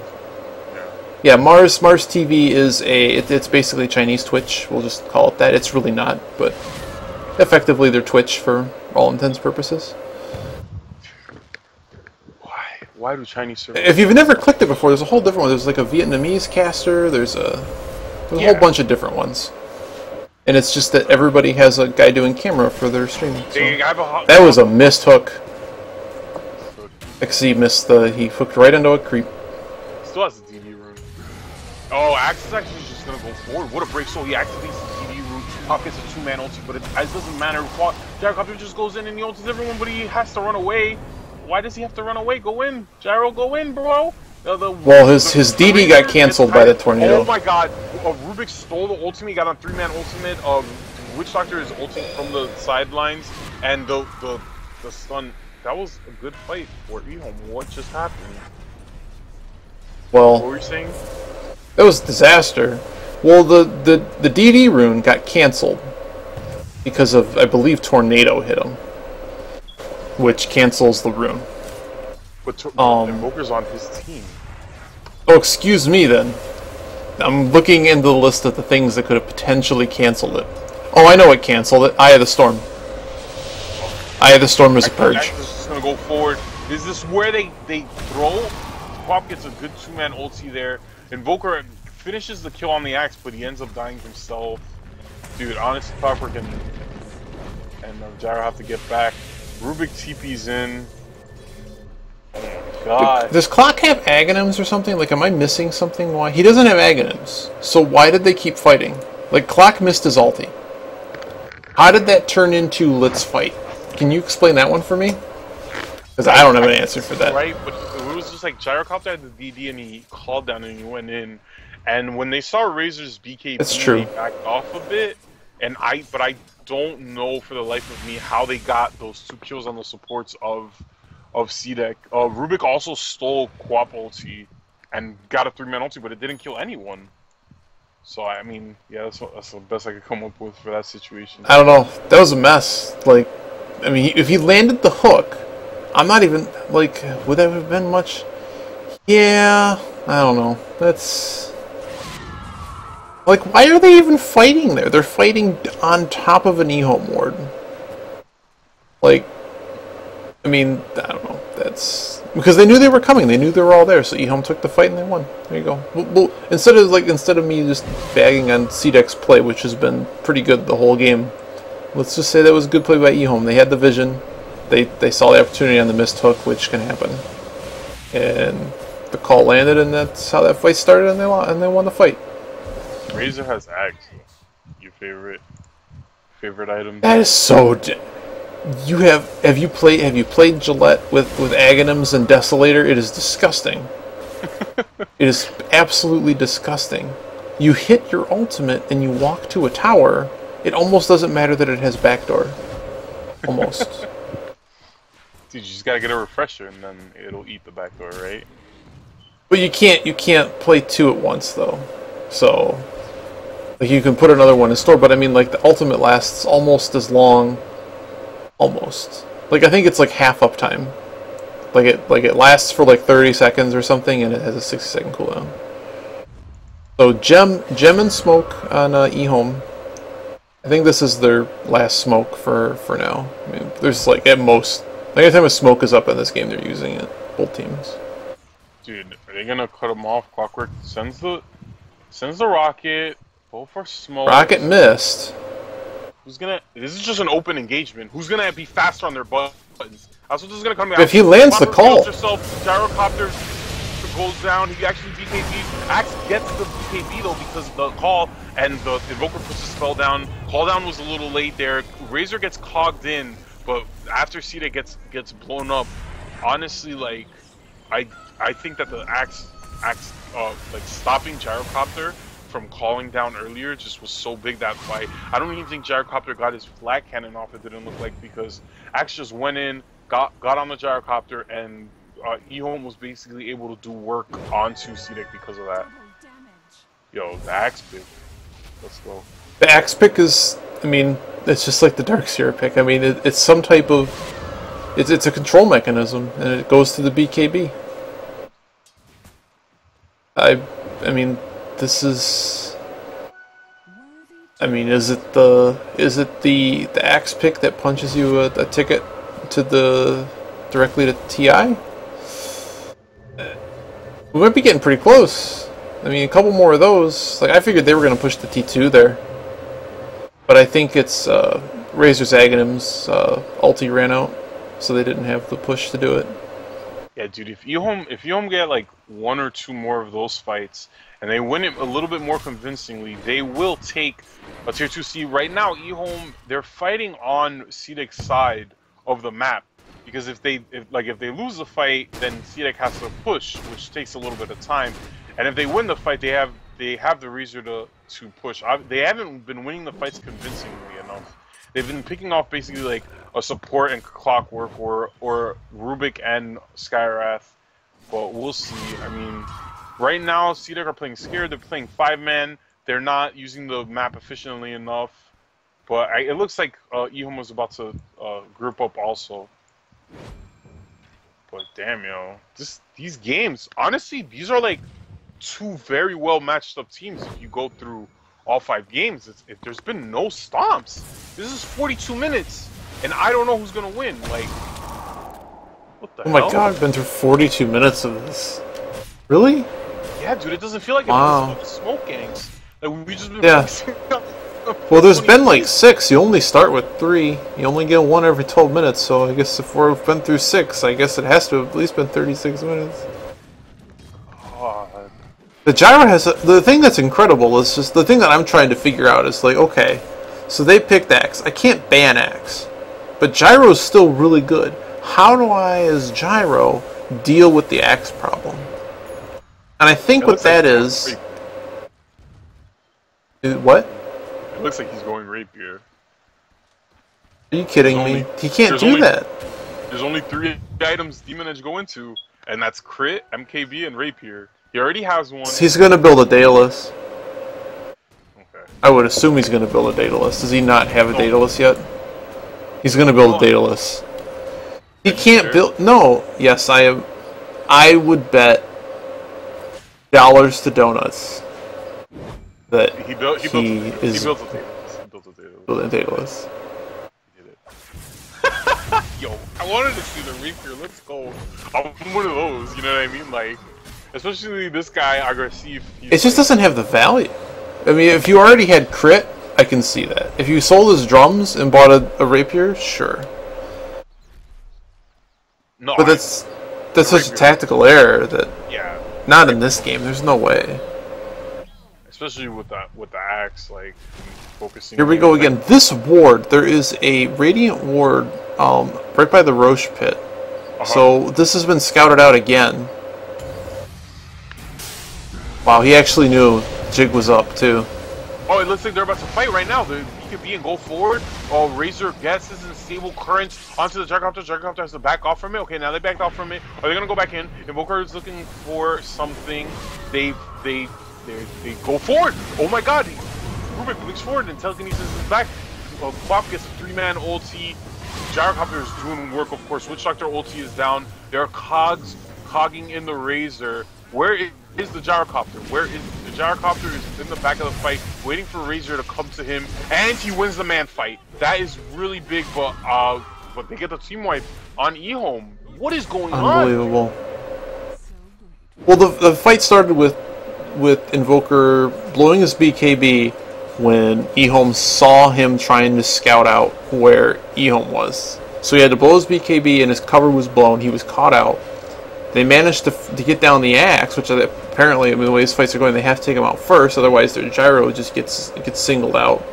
And in the meantime, everybody else on eHome blows up the rest of C-Deck. There you go. There's your fight recap. I don't even look at the gold and the fact that like 5,000 gold just changed hands. No, fight recap, go away. T2, and now if that happens again, I mean, we have a show. Yeah, we have a Chinese champion. Oh my gosh. Yeah, this is it's a potentially $10 million axe pick. Yo, stop. I mean, I know we're a little bit ahead of that, but the axe pick. I mean, I just didn't think. I didn't think that it was gonna affect gyro this much. Like, there's something going wrong with C-Dex, like either lineup or their fights. Like, what does the Invoker do that... I'm not even sure the Invoker really does that much. And that might be what the problem is that they needed someone else with a full stun to take care of the axe. And that's why they picked the axe. So the Invoker pick came before the axe.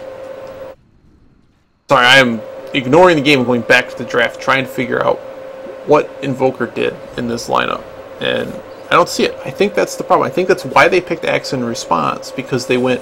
They have no way to deal with this. Their axe goes in and gets the Rubik caught out. There's counter initiation by Invoker a little bit. He pops his BKB. Razor is cogged into that fight. Jarkopter's gonna go forward. He's gonna try to man up. Axe is outside of the fight. He has called down though. I mean, he calls Skywrath and eats him up for dinner. And like Clockwork is trying to TP out of the fight. Oh my gosh. And like Invoker barely gets away. Dude, axe. He went in.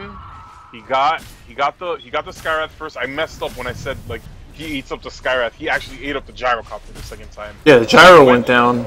Yeah, the second time. And they got the Rubik too. Rubik bought in and did nothing because he can't get close. Yeah, he can't get close. He blinked and ran away. Jesus. That's another 3K net worth switch. I mean, the lead's gone, right? Like, I don't know what the lead is right now, but I'm assuming that if it's not even, that eHome now has the lead.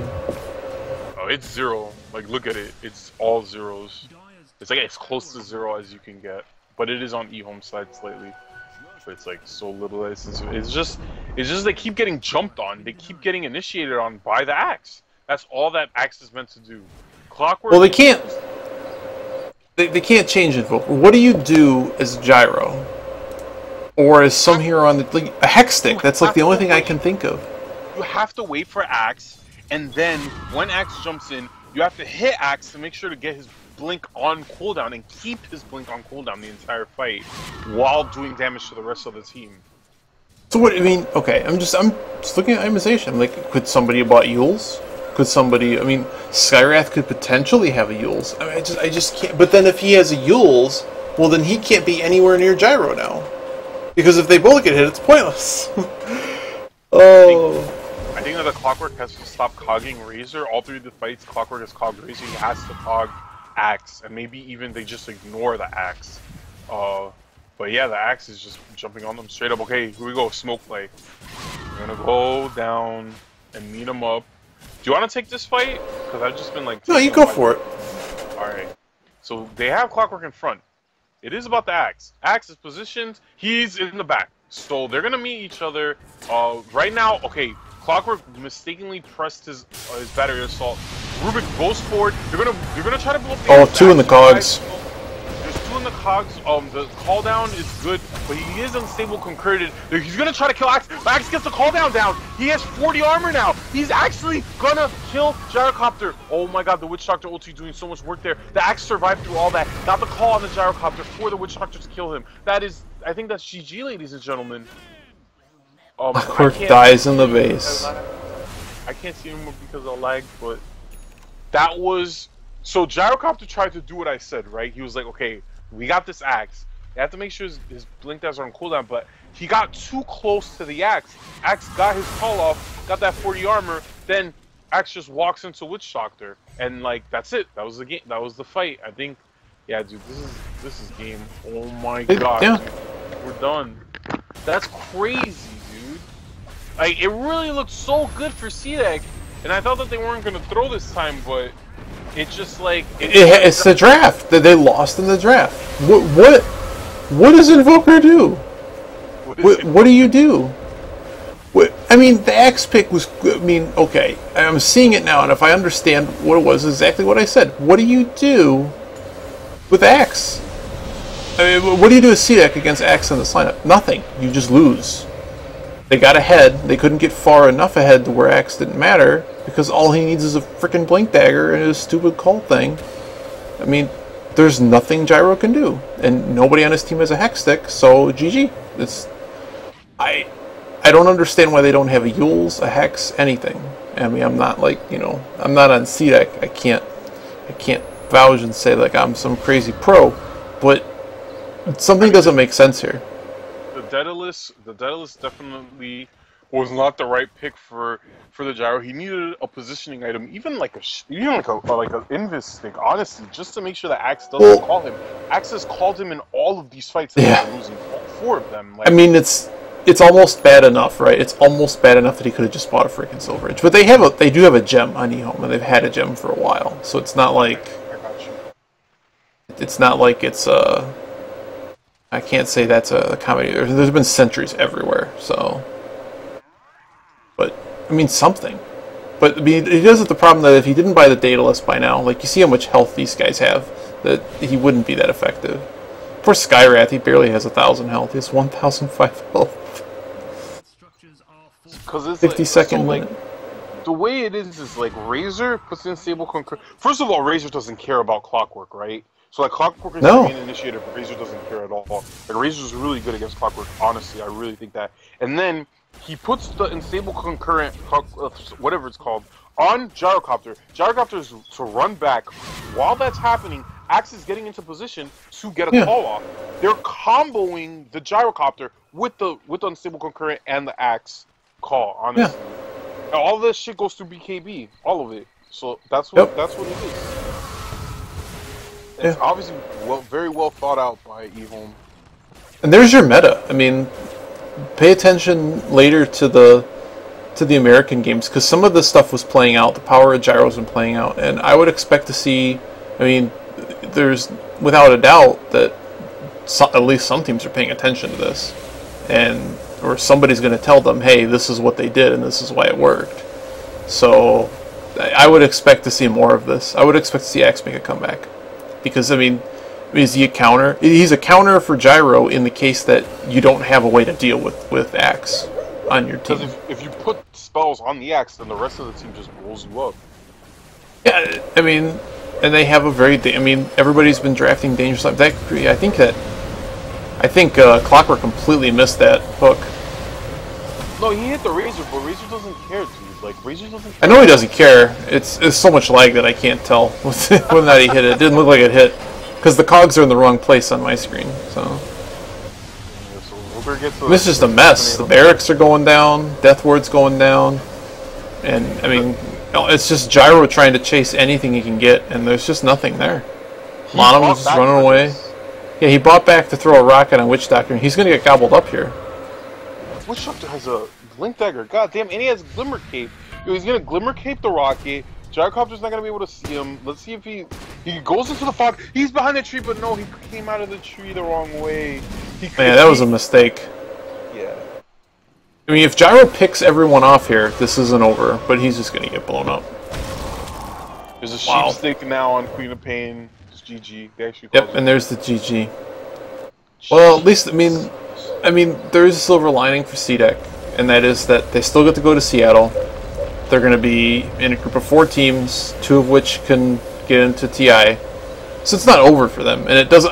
There's nothing that matters in terms of the I don't think they're doing any kind of special you don't start at the bottom or any. If everybody that qualifies in gets drawn into however they're going to do the groups, it's not like they're going to have anything unfair. But they certainly don't get a ticket punch to TI today like eHome does. A 3-1 victory in a best of 5. It was a really, really close best of 5, and I feel like all the games, the way that C-Deck won was, or the way that eHome won was very nuanced. It was there was a lot of back and forth, but that last game, especially, I can't point to one clear thing. I guess it's allowing Axe to farm a Blink Dagger. When Clockwork tried to punish Axe being in the jungle, he hooked onto a Witch Doctor, and Razor and Queen of Pain were there to counter initiate. That part of the game, it's when there's someone jungling, you really have to take a lot of map control based off the fact that they're jungling, or stop them from jungling. But I don't know, yo, I can't believe. I mean, they got ahead. Right? They had 15k gold lead or something. They were pushing T3s, and they couldn't take the base, and they couldn't take the base because they got outdrafted. That X pick, I think, is brilliant. eHome has had multiple times, because ROTK drafted for them, right? I guess. I mean, I don't know, I couldn't remember who had the crown, but he's on top, so I'm assuming. But I mean, these guys have been around Dota a long time. They've played a lot of Dota, and they've seen a lot of different metas roll through, even in the scene that they play in China. So, I can only think that they go and have, their tea or whatever, they're going to have a dinner tonight together, they're going to celebrate their victory. They're going to thank the person that drafted that Axe. And maybe somebody even said, "Are you sure this is going to work?" And maybe they knew it was going to work. I don't know, but that Axe bailed them out. If I'm sitting there, I'm like, why would you get Axe? Why?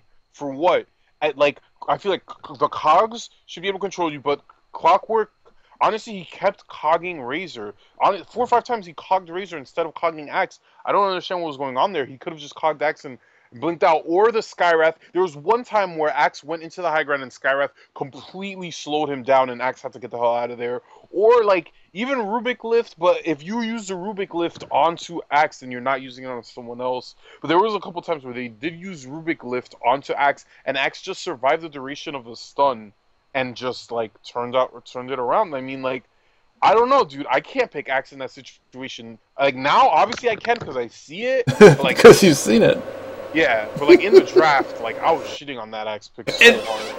And even take it a step further, I mean, if if whoever's calling their shots, because we talked about how that lane was not going to work, and we tried to bring it down to, is the laning phase so important? Well, this is the ultimate question. Is it so? It was a 3-on-1 lane, and we knew he was going to get beat because of the Skywrath. You just said that. So is this patch is in this draft at least? Are we saying that? Because that lane was abandoned the entire game. That gyro got all the farm you wanted, and in the end, it didn't matter. Does that mean that the laning phase is not as important as we thought it was? And as far as the shot caller said, screw the lane, go get your Blink Dagger, we're going to win the game. That's what I think he said. I mean, for sure, dude. I just think that it's what I think it came down to was misexecution.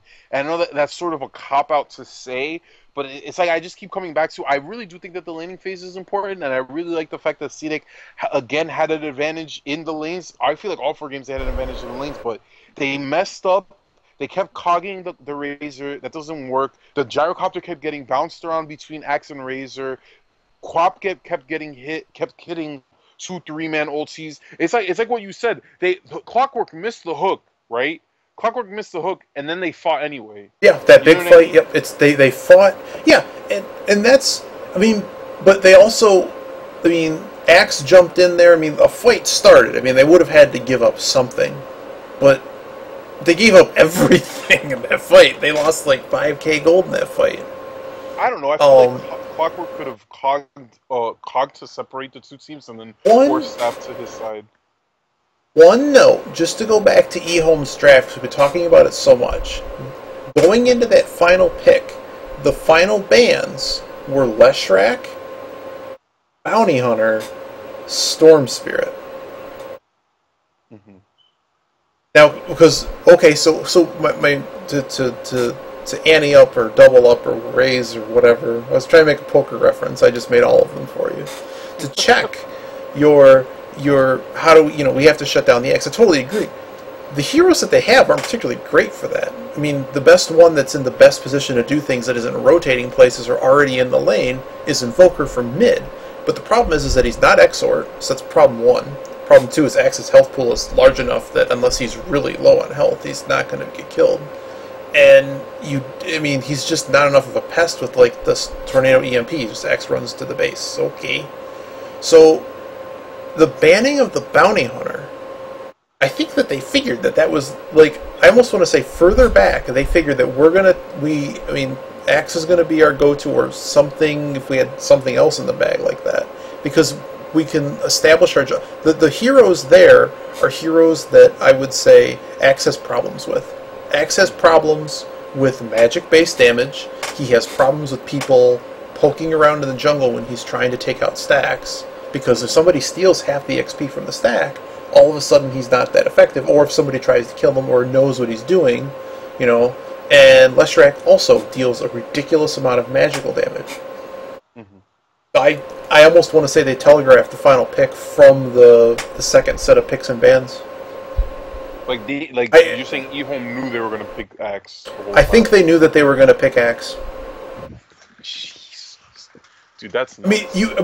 What else do you ban Bounty Hunter for? Because that Bounty Hunter ban goes into the 4th pick and ban.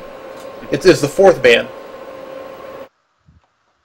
Because it goes 1-1. Yeah, it goes 1-1-1-1-1. So that was the second. There was a second last ban, but the only things that were picked after it was maybe the Witch Doctor, Skywrath, Invoker, Axe. I think you ban first, then pick. So, and Cedek banned Chug. They banned Jug and Nyx, and then finished with the Tidehunter because they saw the Tidehunter. I don't think that they saw the Axe. Like, would you have let's say we flipped it, gave them the Tidehunter. They lose that game. In my opinion, they lose that game. Because of the BKBs, Clockwork gets the BKBs. Just goes in. They're too far behind. They can't win. God damn, dude. Was it really that brilliant? We're just 2 guys talking about play Dota a lot. No, dude. Stop. I think that they figured it out. In a million years, I don't click on Axe in that situation. Like, before this. How do you click on Axe versus a Clockwork. Look at Dota buff. Clockwork wrecks Axe mathematically. Like Skywrath wrecks Axe in lane. In a million years, I don't do it. But the lane didn't matter. The lane didn't matter. And Clockwork didn't matter. Because we don't care about Clockwork. Because Clockwork wants to initiate on someone else to, to start the fight. And that's where the fight's going to happen. But if the fight doesn't happen there, all of a sudden Clockwork... Because, I mean, that's one thing. That's one problem with Clockwork. The fight does not happen where he is. He's in the cogs. Somebody has to expend resources to move him somewhere else. Mm-hmm. It's just incredible. If eHome... I don't know how many rabbits you can pull out of a hat like that, but drafts like that are how you win the International. That's literally it. Like, yes, maybe it only gets you to the final where the last two TIs have had bullshit finals with... But I mean, that's kind of the same thing. Like, there was a meta at TI3, the meta was Wisp +1, or +2 in the case of Nyax. But, I mean, it was the Wisp final, and all the crazy things you can do with Wisp. And then TI4 was all the things you can do with Death Ball, win the game as fast as you can.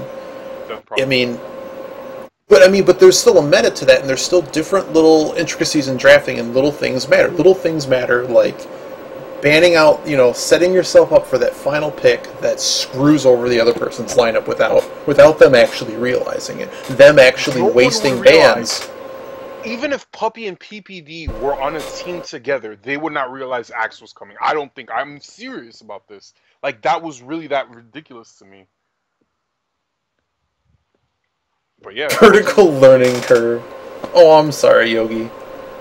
This is a little bit complicated. I mean, the biggest thing to understand is that Axe has a stun, essentially, has a stun-like ability that goes through an item that basically all the pro players buy on their important heroes. Like, let's be honest, it was about the gyrocopter for sure. That's what they had in mind. They're like, how are we going to deal with this gyrocopter? We've been picking it all these games. They beat it once. Yep. We let them have it. Now we're going to mess them over for picking gyrocopter. Unbelievable. Because Gyro still somewhere around 65. It's been picked like every game. It has like a 65% win rate. He is the carry that someone's going to try to win the game with.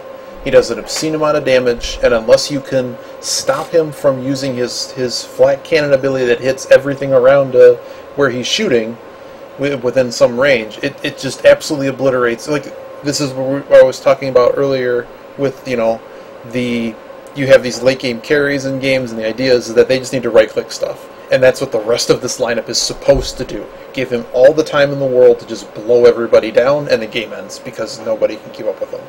Well, unless you have Axe that just says, everything you're doing doesn't matter because I'm going to blink onto his face. I don't care anything else.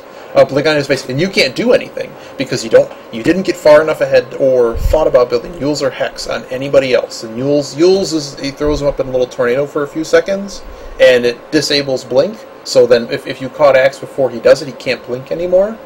I mean, you have to, like, even if they had that kind of stuff, the amount of things that they would have to focus on him it's not as bad as what was happening. It's still bad, though.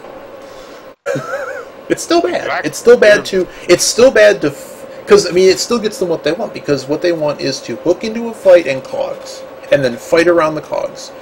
Well, if you're now chasing people down to use them, hex them, or have to rearrange your fight around them, I mean, okay, you could still land a hook on him and fight, but I don't think that they have any intention, because then you still have the problem that Witch Doctor works pretty well against Clockwork, as long as Clockwork doesn't actually hit him, right? Because you just throw down the Death Ward with Aghanims, and then it just starts bouncing off of everybody. It's like Lich's ultimate.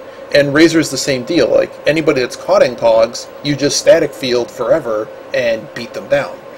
I definitely think Razor's pick numbers are going to go up because of this game. 100%. Like, Razor, they're going to be like, oh, every time Razor just unstable concurrence, Gyrocopters run away. But yeah, continue.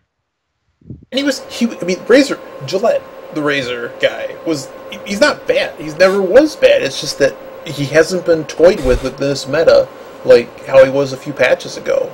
I mean, he's never been bad, in my opinion. He has the amount of damage his ultimate does, at some point in history, it was like the highest, like if every instance hits something, it does the most damage. So I'm just, it's, I am just, this game took everything out of me. How are we going to do this later? Lex needs to come back, but with that, feel free to, where can people, I don't know if you do casting or whatever, where can people find you? Where would you like people to find you? Hit us with that. Honestly, just add me on Steam, Metal Gear Trustee. I'm always down for games. I'm a 3.2 solo MMR player. My party is, I think, at 3.4 or whatever, so you get a good idea of where I'm at. And I'm down to play. The thing about me and casting is, like, I can't have broadcasting software and Dota open at the same time because this laptop is so old. I need new equipment. So, like, sometime in the future,